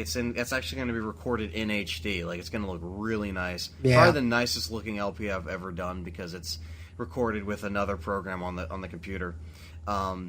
But yeah, I mean, it just makes for stuff. And this summer, I'm also getting an HD PVR, the new one that came out. I'll be able to afford that sometime. So it's like I'm throwing more shit for this channel. Like it's. Hey, my birthday's in the summer. Yeah. So it's like, Yeah. you're getting an HD PVR. Yeah. Tell me how it is. Oh, dude, I'll probably do like, not a really review, but I'll do definitely like a test of like my opinion on it and like Do just like kinda, a comparison. tutorial video or something. I might, Because you that's the did one thing. with your DVD recorder, so Yeah. it's like it would be cool to see like how this new thing works. Yeah, exactly, and I most likely will. And the thing is it'll probably be sometime in the summer once I get everything under control with a job that I'm taking, which is going to be cool. And it's going to be a really fun process, and I can't wait to see how everything looks and how people are going to enjoy that. I'm using all the experiences and just making them better. Like I'm making these videos better with as time goes on, and it's really cool. And And that's why it's just something that the Resident Evil community, the survival horror community, it's just something that I'm grateful for completely. You know, like, and I think that there's some people, and I want to bring this up now because this is really funny. This is an outsider, okay? This isn't a fan, but I wanted to bring up this comment. Yeah. And I sent you a picture of this too, so you know. Okay. So on my Resident Evil 3 review, you ironically, wait, I read this already. Yeah. Okay, yeah, I remember it now, yep. Yeah, so Resident Evil 3 one. This is on Resident Evil 3. It's about a week ago. And, you know, the review's been up for a year. So, this guy, I'm not going to say his name, not that it matters. He's not a subscriber. This guy's definitely an outside viewer. Okay, because the way he's commenting made it sound like it was just, I don't know, I just thought it was funny. Because we're talking about the review, so he might as well. Okay, he comments, "Why is your voice so bland?" And then I had to respond. I was like, "Are you fucking kidding me?" So I reply, I'm like, "Why are you such a rude individual? Enjoy the review like everyone else, or leave if you don't like the content." And then he replies immediately, "This game put me in a very bad mood. So instead of going on Facebook and saying something mean, tons friends," he meant to say towards friends, he said tons friend. "Towards friends, I looked up a review and decided to say something mean to someone that doesn't matter." What? Oh. So, like, basically, he doesn't want to bitch on Facebook. He wants to bitch to a stranger. To take his anger out. Yeah, to take his anger out. I love how he like explains it. It's like, I wanted to take my anger out on you. It's like, dude, why don't explain it? Let's dissect this for a second. He says, "This game put me in a very bad mood." You probably got stuck on the clock tower fight. Or he probably just doesn't own a PS1. He's just like, God damn it. Like, he just doesn't have it for any console. You just, so like, just put him in a bad mood. No, like, he plays, like, the first 15 minutes when you're chasing after Brad. It's like, he can't figure out where to go. Yeah. It's like, what the hell? I can't game. make it to the police station. I can't. Like, what the fuck? I can't kill the first nemesis. I can't kill the first zombie in the game where you run across the little crate and hop down. I can't do that. I can't aim the gun. Like, and then he's just like, he says, I think it has to be like a little kid or something, because it's just like, tons friend, like, I don't know, it's just stereotypical maybe, but I mean, come on, like, there's so many dumb people out there that are random viewers. I'm not, like, it's like, the true fans will support you. Random people like this, always, just dumb. Reminds me of that guy who commented on your Resident Evil 3 Let's Play like a year ago, 2 years ago. Yeah, he's like, "Shut the fuck up, you're so annoying." It's like, stop talking, let me hear the gameplay. It's like, it's a fucking Let's Play, you idiot. Yeah, and gets even better. Xbox 360 collection. I didn't tell you these yet. Oh god, here we go. I might have read them. Maybe. This one was a week ago. Okay. By Joel Z. It doesn't matter because you don't know how to spell it, but I'll say his name. It doesn't matter. You can go to the video, look at it yourself. It's out there in the open. "It's okay. You're emo." So I reply, "I'm not emo. I was tired while making the video. Quick to draw conclusions." So, fuck that guy, okay? Then I get another one. "You sound like sick. I am sorry for you." So, I am sorry for you. So I guess he meant to say, "You sound sick. I'm sorry for you." This was filmed last year. It's not like it's a fucking, like, ongoing sickness. Like, I'm filming, like, I got a stuffy nose. Like, I can't do it. And then, of course, you get the fucking comment, "Giraffe having blowjob." D-face. Fucking idiot. Like, fucking dumb. I think, I watched your PlayStation collection a couple days ago, and... Oh, really? I read one of the comments, and someone said fanboy. That's all it was. Just fanboy. Yeah. It's like, you have, like, every console. It's like, nope, fanboy. Not a fanboy. Like, you know I have PS2 games, like, stacked to the top. Like, what the fuck? Sony fanboy. Fanboy. Like, seriously, fanboy. Because, you know, it's not like I did Let's Plays on GameCube games or, you know... I remember, like, you did an unboxing video and someone criticized your box opening skills. "You can't open a fucking box, you bitch! You remember that one video I made about Marvel vs. Capcom? Yeah. I was basically just showing off the Resident Evil stuff in the game. Yeah, it was all I thought that was really cool. It was like all the Resident Evil goodies they threw in there, yeah. And some guy commented, he's like, you could have done a lot more. I'm like, he meant like the combos and stuff, because I like, demonstrated the characters and their fighting moves. I'm not that good at fighting games. I was just like trying to show people, Resident Evil stuff. And like the whole point was to show off Resident Evil stuff. Wasn't to show off your skill or yeah, how, like look I'm how not good gonna I am, man. Look how. And then he's like, anybody here want to like challenge me to Xbox Live? My gamer tag is like Scamby or something. That was his name, fucking Scamby. Scamby. Yeah, it's like you missed the whole point of the video, but no one's gonna fucking reply to you. Exactly, and I don't know. Well, that's the thing. That's why I'm grateful for the people that care. So, thank you. And even my... It's thanks to people like you, Anthony. Oh, yeah. This series is a nasty and stinky shit. That's probably like the best comment I've ever seen. I remember that is like hilarious. Telling you about it the first time. It's like, it's thanks to people like you. And you're like...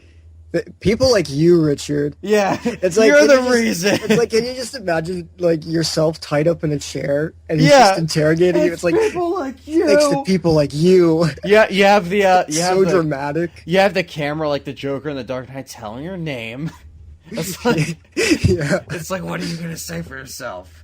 It's like, do you play the original Resident Evils? Sometimes. Then why do you play the modern ones or something? Just like, look at me. Look at me! Look at me! It's like, make it all serious. Yeah, that's what he was making it sound like. And if you guys are lost, there was somebody who commented on Richard's top 5 Resident Evil games. And I removed the comment a while ago, but... He removed the comment, but it was pretty much... That's what it was. The guy was like, it's people like you, he was saying to Richard, is the reason why Resident Evil is, like, the series is a nasty and stinky shit. So it's like, there's people like it's just like people like it's him like, who... What? And it's like 3 of the games on there are classic Resident Evils. Exactly. So it's like, why are you telling me this? It's not like you said like Resident Evil Survivor and Resident Evil... Like Resident Evil 6 is number 1. Yeah, Resident Evil 6, it like beats out everything else. Number 2 is Raccoon City. Raccoon City, Survivor, Gun Survivor 2, and Outbreak File 1. And Dead Aim. Dead Aim, yeah. Well, Dead Aim's like... Dead Aim... Oh, yeah, may I ask you... What... I remember seeing in your video, you recorded Dead Aim parts. What was that? Which video? You did a video on how to edit your Let's Plays, and like... when you were showcasing your computer, I noticed you had Dead Aim files on there. Oh yeah, that was so long ago. Yeah, like did that ever turn into something? Because I was always meaning to ask you, like, why did he have Dead Aim? And it was noticeable too. Like it's not like I was trying to like figure out. Like I just saw like Dead Aim. Yeah, like you saw Dead Aim written in Pinnacle. Yeah. To tell you the truth, I don't remember what that was for. Did you just feel like recording it, or I believe it was for a review at the time. You just never... I was going to... because that was after I got my cable to, boost PS2 games in terms of quality. I remember you did that, like, right when you got I wanted to do, like, a review on it or something, but at that time I hadn't beaten the game yet. So I was like, well, since I want to do a review and I need to beat it first, I'm just going to fucking record the game on my first playthrough. And I just never did it. But, like, I recorded some stuff, but I never finished it. It's not that long game. It's not a long game at all. Well, here's the thing. I finally got off my lazy ass, and I beat it this week. Oh, wow. My first playthrough was 1 hour and 44 minutes. Yeah. So, but I didn't record it, but I wrote my review for Dead Aim. And I recorded the review for that, only to realize that my mic wasn't plugged in. So I got really pissed. It happens to the best. God damn it, Dead Aim! What the fuck? I was like, I played back the review, and I sounded really distant, and I realized, yeah, that's not my microphone, that's my laptop's microphone. It's like, oh, the shit. Laptop mic. And then I look at, like, I look on the waves? floor. Oh, I thought you were talking about the audio waves on the thing. Because usually that comes in very small, like on the program. Oh, yeah. Like they were non-existent, but Not my even existent. laptop microphone, like the built-in microphone, it sucks. It sounds like Oh yeah. like I I'm had a really laptop far too. I away. know how that is. So it's like Yeah. then I look over on the other side of the table, and the fucking mic cable is on the floor. And then I look up and I follow the trail. Like, I follow the cable. It's like, this isn't fucking plugged in. Oh, God my damn it. God. And it was like 10 minutes before I had to leave for work. So I'm It's like, I'm just going to time record wasted. this commentary or I'm just going to record the review so I can edit it later. And then I was like, fuck this. Like, I just basically wasted my time and then I had to leave. But the review is written, so I can record it anytime now. That's interesting that I brought that up and you happen to Yeah, like it was Yeah. very, very convenient. Such a coincidence. Yeah, because I figured, I was like, what did he ever do with Dead Aim? Because that'd be interesting, and you know, to see like that'd be cool to see a review. There's probably not even a constructed review online of that. Listen, I was planning. This is a maybe, huge maybe, but like you guys are hearing it first right now. Heard it here first. In June, possibly, I might do a Let's Play on Resident Evil Dead Aim. Because about 3 years ago, I bought Resident Evil Dead Aim from a used game store during summertime in June. And I remember this. This was around the time of like final exams were going on in school. I didn't give a shit. I was like, no, Resident Evil Dead Aim. So I was like, okay, I was playing that game when I should have been studying, but I was playing that game, and I just remember that time period. Like, it was sunny outside. Yeah, it was a snapshot of that time. Yeah. Yeah. You know how, like, you play a game during a certain time period, and Yep. every time, Yep. like, yeah, like that, to me, like, fucking, Last of Us is a summer game for me. Resident Evil 4 For is me, like a summer game. like, for me. Resident Evil 3, that's an April game for me. Like, that's just spring, for Yeah. me at least. Dead Aim, that's a June game, because I played that, like, back in June, 3 years ago. So I'm thinking maybe this June I can do something with it, like maybe a Let's Play or something. I don't know. It's not a long game. Apparently I beat it in under 2 hours, so Yeah, first I don't time know. around. Now you might even beat it faster because you know like what to expect. Well, that's So- the thing with Dead Aim. It's a very confusing game if you don't use the map. Because there's so many fucking There rooms in that is, game. yeah. So it's like, okay, they like kind of spread out the runtime by adding all these useless rooms. And I think if you don't check the map, because I check the map a lot just to see where I need to go. It's like, it's there for a reason. Just use the fucking map to see where you need to go. And I used it. It's like, oh, wow, an hour and 40 minutes. Yeah. Okay. It's one of those things where it's like, you know, I think that people would I'd love to see that. I mean, I've never watched Let's Play on Dead Aim. Never It's seen just- a proper review on Dead Aim. Like, in my review, I mentioned that it's a very obscure game. Like, it is, yeah. feels so obscure. It is. Like, I play that game, and not that I actually feel lonely, but I feel like I'm legitimately, like, playing something that nobody knows about. That is kind of true, and it's the last game. Fun fact: last game to feature the original Resident Evil font Oh, on the front cover. Yeah, because after Yeah. that they did Outbreak and that, but used the shitty movie font. I still don't know why they did that, by the way. But yeah, that was the last one, and then they did their new, the new Resident Evil Nintendo one, and then they switched it up for 5 and 6. So I'm going to spoil something in the review. I wrote this in because it's true, but, the game feels extremely obscure, and nobody really likes Dead Aim. I thought it was a good game, but yeah, it was average. in the review, this is what I basically wrote. Like, I turned the game case over, and on the back of the game case, there's a typo on the main character's last name. It's not Bruce McGavin, it's Bruce McGivern. Oh, And yeah, I remember you mentioned that to me. Yeah, Like, I read the back of the case before I played it. I'm like, okay, Bruce McGavin. And then the instruction manual says McGivern. And then I go on the Resident Evil wiki, and it's Bruce McGivern.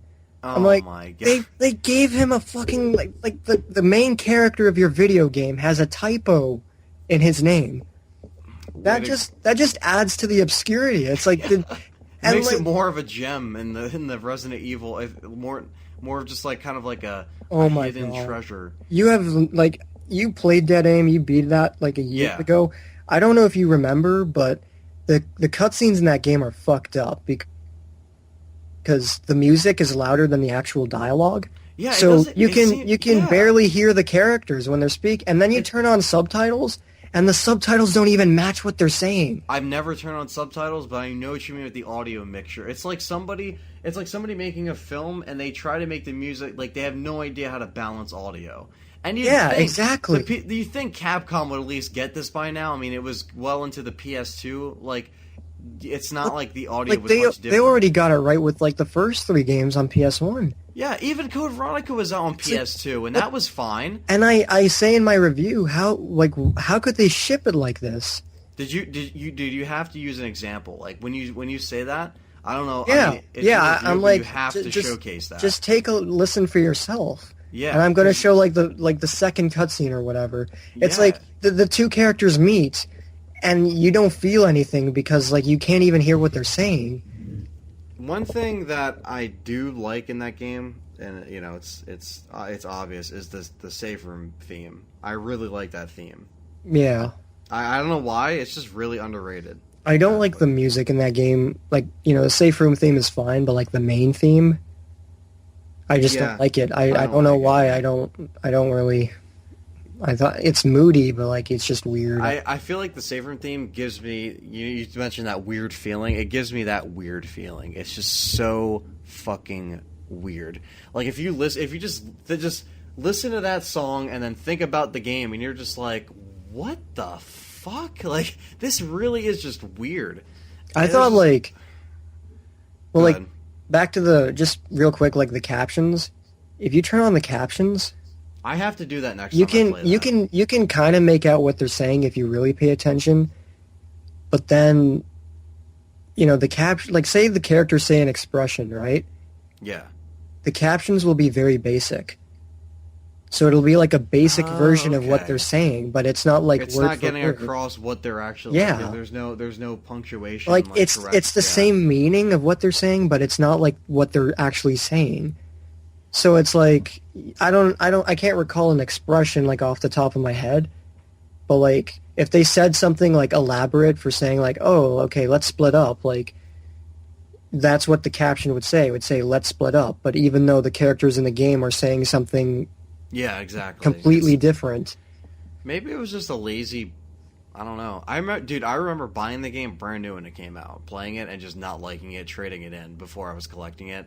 And like you said, I rebought it 3 years ago myself in whenever my collection update was. You can actually see it for you guys. I remember the collection update. Yeah, I think it had to be in April or May. It was around this time. And bought it for $8 at a used game store. Kind of like what he did, except I don't know if it was $8 for you. But no, mine was $25. But damn. I don't care because I remember looking online and it was like $80. For some reason, the online stores in Canada must be way more expensive. I was looking for Outbreak, and then the guy was like, "We don't have Outbreak, but we have Dead Aim."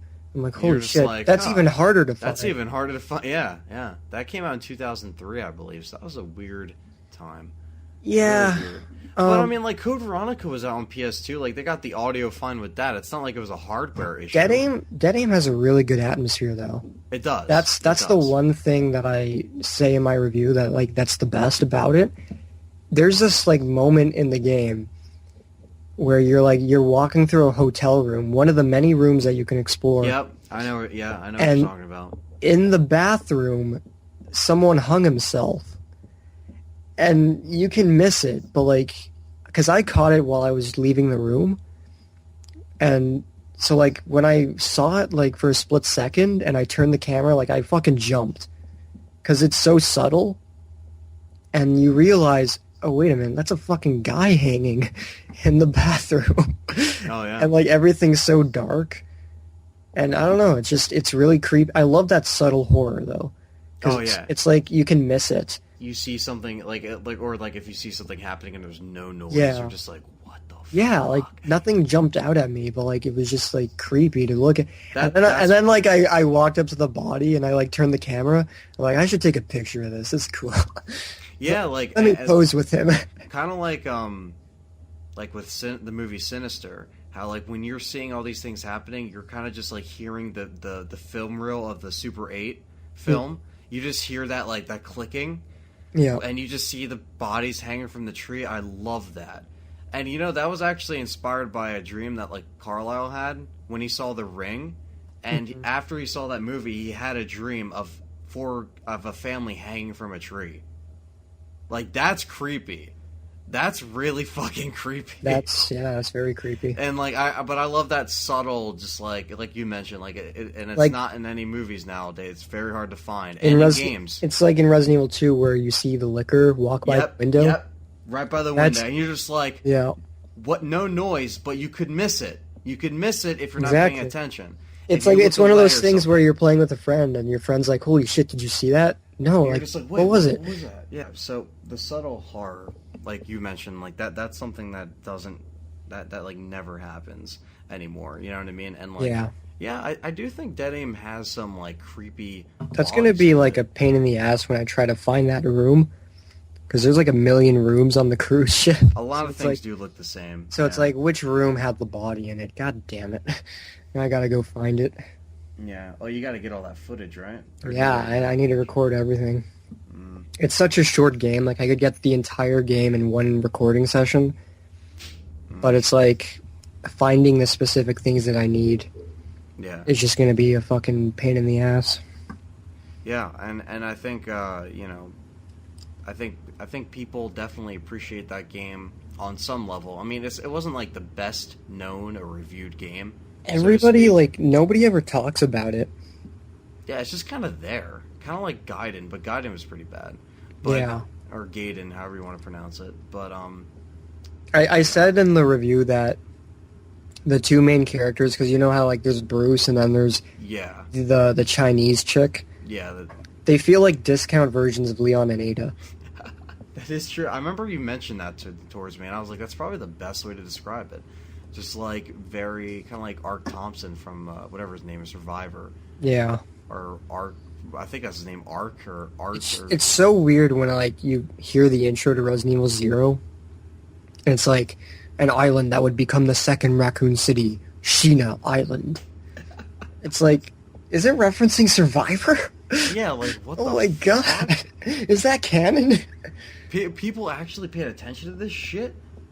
But, no, I mean, that's great. I mean, people definitely appreciate the little gems that are hidden in there. I mean, I'm not saying it's like a complete, like, glorious gem, but I think it's just like a little treasure just hidden in the collection. You can get some good thrills out of it, you know? And get some good playthroughs out of that. Remember Pluto? Pluto. Oh my god. The fat guy. The fucking fat. And oh like my god. The way he runs at you is just so stupid.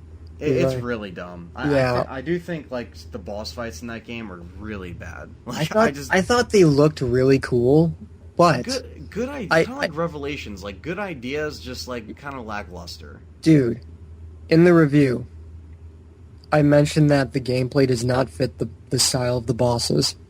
It's funny how you mentioned that, like how like fighting them was such a pain in the ass because that's what I wrote in my review. It's like the aiming is so slow and clunky, and the bosses are really fast and agile.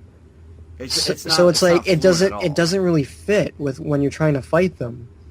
If you're fighting against Pluto, you're gonna fucking get hit because like I was getting pissed off because like he runs at you. He doesn't have any eyes. Like the whole gimmick is that he hears what you do. Yeah. If you shoot him, you can't just walk away. He actually runs at you, and he knows where you are, and he won't stop chasing after you until he hits you. Yep. And then you try to get up, and he hits you again.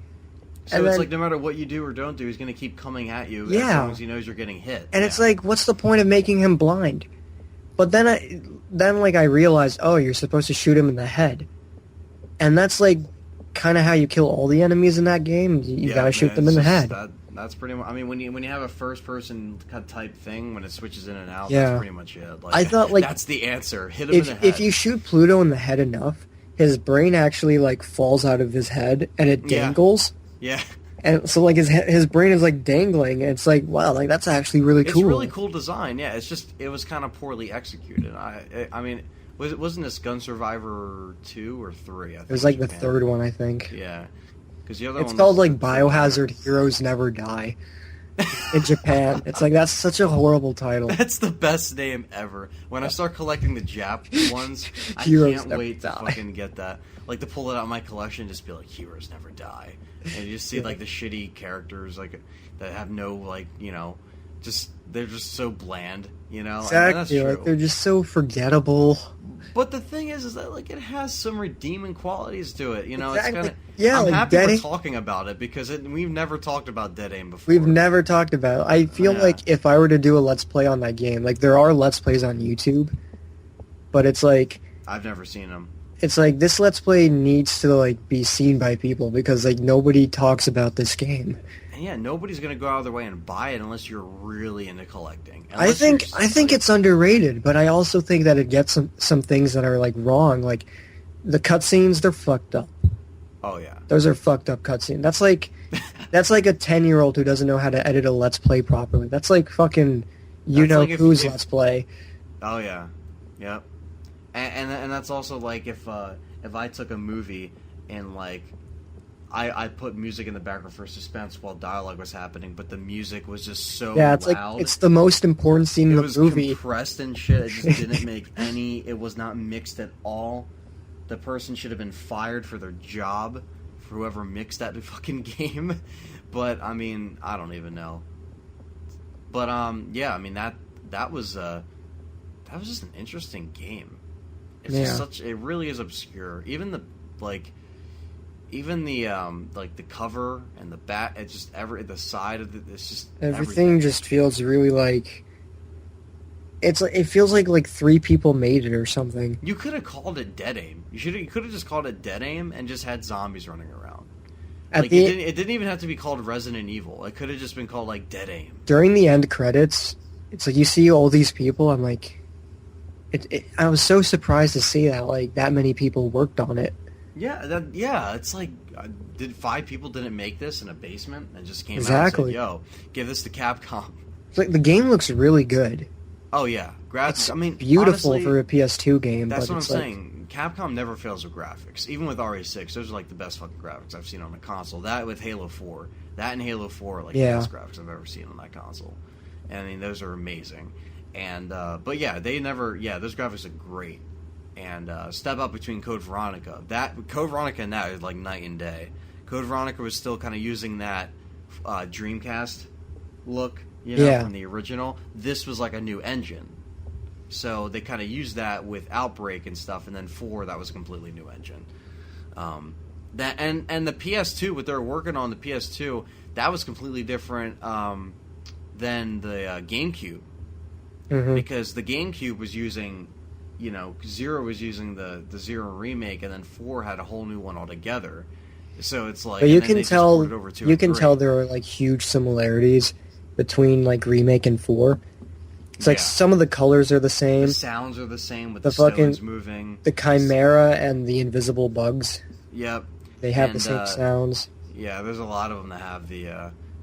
They use some elements, and the thing is, 4 was being developed during that whole time, so they're doing us a favor by releasing that to hold us over.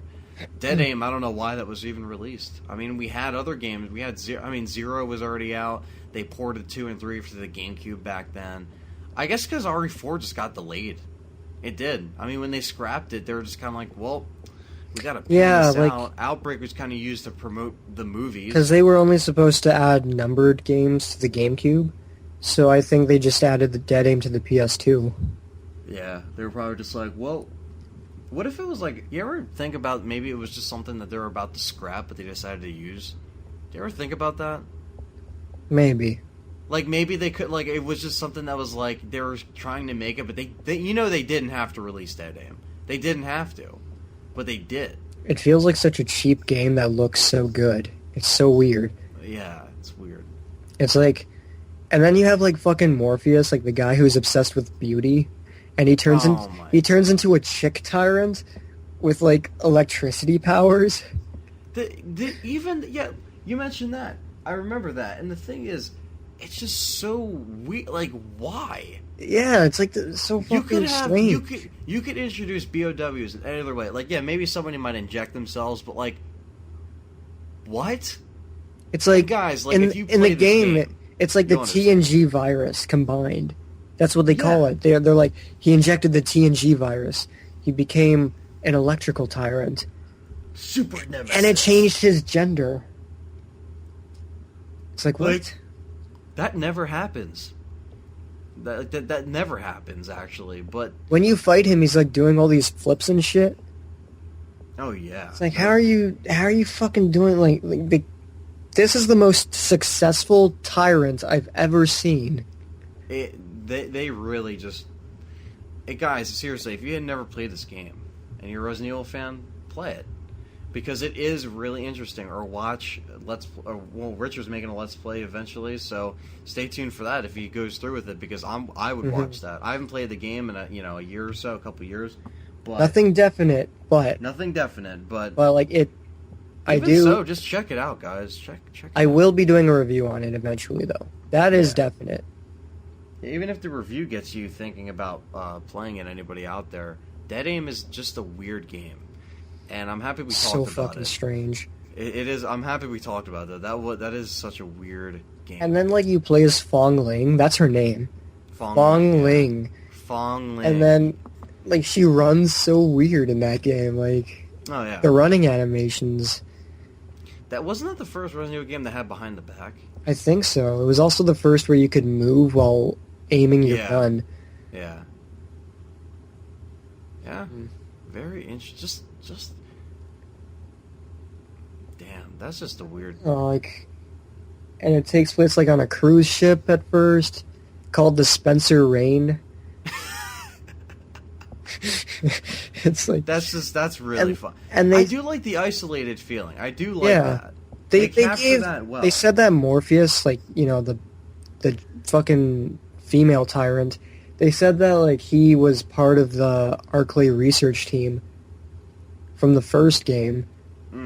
But it's like, do you see a picture of him in Remake? I don't remember.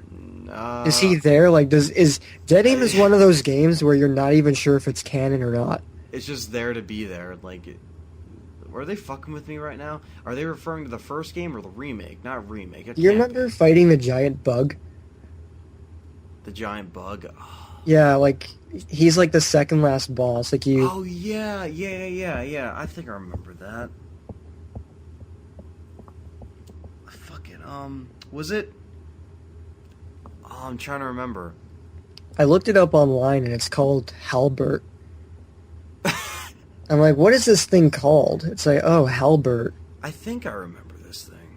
I'm trying to remember basically, like, what it looks like. Exactly. You run through, like, a bunch of hallways, and then you enter, like, this big orange room, and there's, like, a bunch of, like, wasps. Oh, okay. And then, like, out of nowhere, like, this big-ass queen just drops from the ceiling, and you have to shoot the queen to death. And then, and the bugs keep stinging you, but, like, you have to ignore the bugs and kill the the main queen. And then once you kill her, I think a door opens up, and then you move on to the next area. I think I do remember that now. Holy shit. It's been a while since I played. I'm about to replay that just because. Yeah. Just because. It's just a weird, like, I felt like kind of replaying it again, just because it's so short. Like, it's fun, but, like, at the same time, it's weird fun. It's like, it's weird fun. There's no replay value. Shit, but... There's no replay value. Like, you can switch your character. So it's like, when Bruce enters the ship at the beginning? Yeah. Once you beat the game, it's like, do you want to play as Fong Ling? And then you're playing as, like, Bruce, but you're Fong Ling. So it's like, this is weird. Like, why am I in cutscenes, are you... I think the cutscenes are the same. I don't know yet, but, like, then when, like, you're supposed to be playing as Bruce, you're just playing as Fong Ling. So it's literally just like a shitty mod that somebody could have made. Yeah. Yeah. It's like, this doesn't really add much replay value. But, like, at the same time, I still feel like replaying it. I don't know why. Oh, Jesus Christ. It's just... It's just... I like the look of it. I don't like the sewers, because the sewers are just generic. Yeah. But like once you like the ship is cool and the laboratories are cool, and the notes are really interesting to read as well. Because yeah, like in a weird game like this, I think the notes are very interesting to read, like especially. they explain how they created Pluto. It's like, okay, so we removed the eyes. Like day one, we removed the eyes. Day two, we like hammered a metal rod into its brain. It's like, oh, like this is cool, but like this sounds painful. It's still just weird. It's like we hammered the rod into the brain so it wouldn't feel pain anymore. This was done for humanitarian reasons. And like Pluto was apparently this prisoner that they've nicknamed like Alpha. So it's like we experimented on Alpha, day 43. It's developed like a huge sense of hearing, or an acute sense of hearing. It's like, this is cool. I've never read that, so. And like the first boss is the tyrant with like tentacle hands. Yeah. It's like, stop hitting me. You're too fast. It doesn't matter what Resident Evil game, there's always a tyrant involved, so. Especially these games. Fucking like, that's like Code Veronica shit with the whole like gender swapping. Yeah, I thought Code Veronica was the last of that shit. I like Dead Aim more than Code Veronica. That's just me. Ooh. That's just me. Ooh. I just think guys, settle down. I know you guys. Yeah, settle down, guys. I know Code Veronica's a fan favorite, but I just found Dead Aim to be more enjoyable. It's so like weird and underrated and obscure, but like it's just it's more fun than Code Veronica. I can't say the same only because like I just enjoyed Code Veronica a bit more. Yeah. Just because of the characters a little bit and the traditional That's true. gameplay. I can't say that. That was Richard said that, guys, not me. That wasn't me. Listen, guys. That wasn't me. Listen, guys. Dead Aim feels more scary than Code Veronica. I can see that. It does. I like can the whole see like that, the cruise ship where every room is dark. Code Veronica was more on the action side. I mean, there was like some enemies, but it was like the enemies were there, but they weren't like they weren't creepy. Code Veronica didn't really have any like scary environments. Like, oh, it's a giant palace. It's like it's a prison complex. It's the mansion an replica by itself, but it's like very. And it's just like a frustrating game. Like that, your Let's Play, like your final part where you're fighting Veronica Alexia. Alexia. You're fighting Alexia. She keeps fucking killing you. You don't even have a chance. I threw the controller. Yeah, it's like talk about games that you wouldn't want to review. Dead Aim is just one of those games where like you play through it, you have fun with it. It's not really hard, but like you're still intrigued by it. But at the same time, it's so weird and stupid. Yeah, I mean, everybody has their own opinions. I see what you're saying. It's just very obscure. That's what makes it such like a treat to play. Yeah, like it's just the cutscenes are still awful though, and the characters and story are awful. The voice acting in Code Veronica is pretty bad as far as cutscenes. The voice acting in Dead Aim is much better, but you can't even hear it. Yeah, you can't hear it. Code Veronica, the voice acting is terrible. Claire, I'm so glad I met you, Claire. Claire, I'm sorry. I love you. Oh, it's so cringeworthy. Like that scene where he dies. Oh my god. It's so bad. That is bad. So bad. It is bad. The gameplay is better than the voice acting. Let's just leave it at that. Same with Resident Evil 1. You remember when like funny, but you remember when Steve like mutates and he kept killing you with the axe? Oh my god, yeah. And you had to like fucking get the crystal ball, put it under the thing so it could crush the crystal ball. It's like, oh my. And I just died. I just got crushed. I'm like, well, I guess that's... Exactly. Like, I hate shit like that.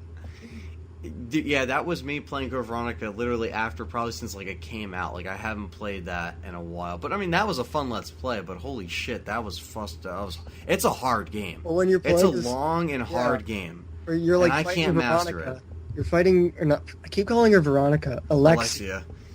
And she has the fire powers, and she like keeps burning Chris. It's like, how are you supposed to do this? It's a Resident Evil game. It's so It's really, I mean, watch the Let's Play. It was really fun recording that. I do like love looking back at those parts because they're really frustrating.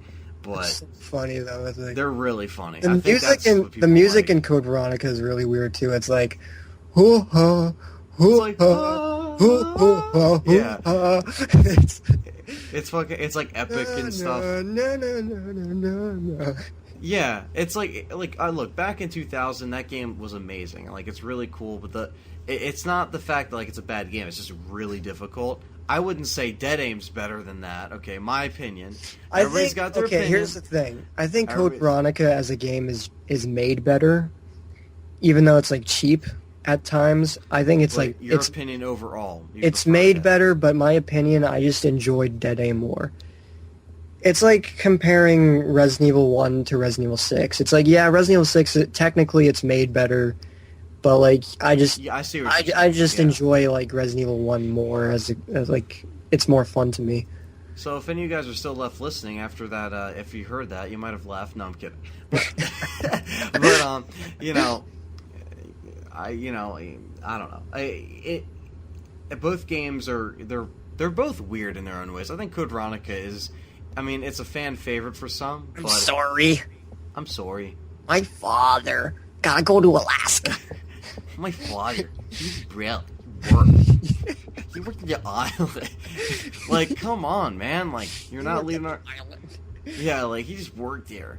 Like the father scene isn't emotional because it sounds so Because bad. the voice acting is so terrible. Father.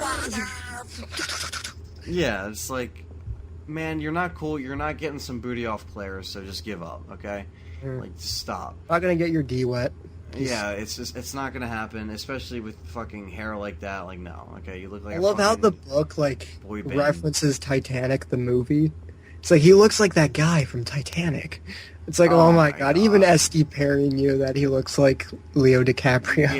Yeah. Oh yeah. I remember that. Yeah, fucking. Yeah, I mean, they probably saw that movie. They're like, "Yep, let's make him like this," and it's like, okay.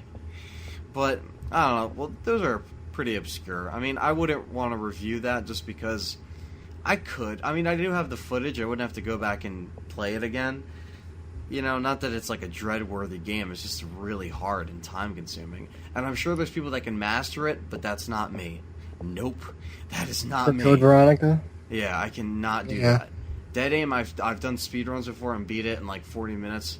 I've done that a couple years ago, but Code Veronica, nope, can't do it.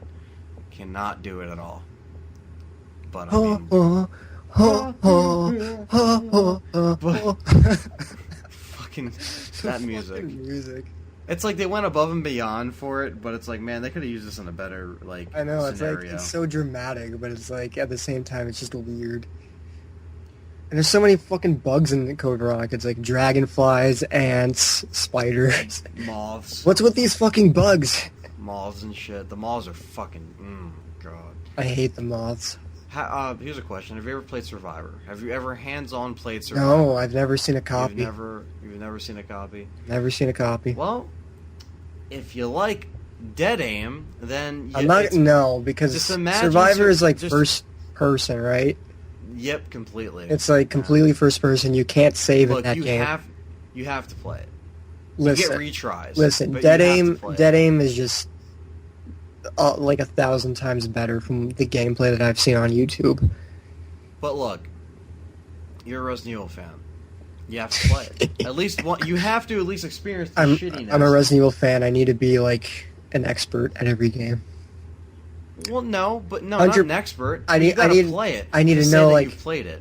I need to know 100% every game, every secret. No, but you definitely need to. I need to just know it, and I need to be better than everybody else. We make mistakes, okay, Richard? We talked about this earlier. Fuck you, cunt. Just we make mistakes, okay? Just because we collect things and we do these podcasts, okay? We make mistakes in our playthroughs. Yeah, I killed Rebecca in my Chris scenario. You're not allowed to do. You missed the shotgun, Ant. You missed the assault shotgun. You're not allowed to. You missed the first aid spray in the fucking clock tower match. Fuck you, cunt. Bitch. You fucked up. You missed one. You missed a shotgun ammo in the safe room in the shopping district. You ass. You let Rebecca die. How could you? Okay, she's annoying. Okay. Yeah, but like she's. You only care about her saving Jill. Be honest. Hey. Be honest. Rebecca's pretty fine. Okay. All right. She's. All right. You've seen her Zero outfit. I know. Okay. But you missed his first aid spray next to Nikolai. You dick. But you like. You missed fucking. it. Nope. You... no. I love that. It's like, but you, no. Did you? Hey, by the way, did you go up to Rebecca's little first aid thing and grab the first aid kit out of there in the STARS office? Did you? No, I know it's there. I know it's there. No, it's also in Resident Evil 2. I know what you're talking about. I don't remember. Yeah, but you just must have slipped your mind, right? You thought it was in Resident Evil 2. Yep. Must just forgot. I guess it happens to the best of us. Holy shit. Well, I guess. I bet you didn't know there was red herbs in the back of that place. I bet you didn't even know that you could pick up daggers once you get a headshot on zombies. I didn't know that. Going back from the game 7 years, okay? There's a long gap. Yeah. It's a dark game. Excuses. You don't see the shining thing. Excuses. The bodies lay over the daggers. Excuses. Okay? It's not my fault. It's not my fault. Okay? I remember you, like, got a headshot on the Crimson Head, and you, like, went back to get some kerosene to burn it. No, you killed the Crimson Head. You didn't get a headshot. You killed the Crimson Head, and then you went to burn it, and you're like, oh, I don't have to burn it again. I can't believe you didn't know that, Anthony. It's been a while. Okay? That was a couple years ago. I knew now. No, that was your Chris Let's Play. That was my Chris? Really? Yeah. Well, maybe I just drank a little bit too much. I don't know. Give me a break. Times are tough. Uh-huh. Okay? You're disappointing the fans. You like fucking dead aim over Code Veronica. Get them, guys. Attack them. Yeah, it's well, not my like, fault. you got like an SS on every fucking Operation Raccoon City level, so... Okay, well, that was other achievements, man. Yeah, but, like, that's Operation Raccoon City. Oh, come on. We had fun playing that game. Nope. Well, there goes the achievement. Oh, no. Sorry, guys. I was just in the shower. You used me, even though I didn't even get in the helicopter for that last map to get the achievement. You used me to get the achievement, even though I wasn't there when you got the achievement. Oh, yeah, he wasn't even there. We're talking about somebody. Anyway. Well, I think we covered everything in the show. We had a good, almost 2.5 hour show here. Talked about RE7. Resident Evil 7. Talked about reviews, our comeback. Our comeback. Talked all about Resident Dead Evil Aim. goodness. Great. It's like 6 a.m. I'm going to pass out. I still need to get ready for bed. Oh, man. Well, hey, it was a fun-ass show. This was really fun. And I'm happy we saved our conversation for the... Because we were talking for like an hour and a half before we even started. So I was like, I got to make sure I record this shit before we miss anything. But this was fun as hell. We covered a lot. Hopefully we'll do another show soon. Whenever we get some good ideas going. So hopefully we'll see you guys in May. Early May, hopefully. Yeah, this is a fun show, so hope you guys enjoyed. Leave a comment, like, download. Thank you for all your support. And, you know, yeah, we sit up late for you guys, so be grateful. Yeah. No, I'm kidding. Stayed up late for you guys. I was literally almost falling asleep waiting for Richard to respond. Then I had to find my mic. I was, like, tired as shit. I called you, like, twice. I'm like, pick up the damn phone. And I was, like, up in my room looking for my mic. I had no idea where my mic was. Then I was like, okay, I'm just going to play some RE4 on the GameCube. And I heard my Skype going up. My spike go up. Oh, God. It's too late. My spike went up for you, Anthony. Oh, yeah. Yeah, at 4 in the morning. Yeah, I know it's you 6:04 right now. I know you like my spike. I do. While you're playing Resident Evil 4, too. That's the best way. Mm-hmm. Yeah. It Why ruins. GameCube? What made you take out the GameCube? Oh, my GameCube's always on. Oh, okay. It's on the tube TV. Alright. It looks horrible on HD. Oh, yeah. Terrible. Mm-hmm. I got a tube TV in my actual bedroom. And then, like... Yeah, I remember you told me you kept them. Yeah. My bedroom is connected to, like, my other room. and like I just keep the tube TV with like my PS1, my PS2, my GameCube, basically all the old consoles. All right.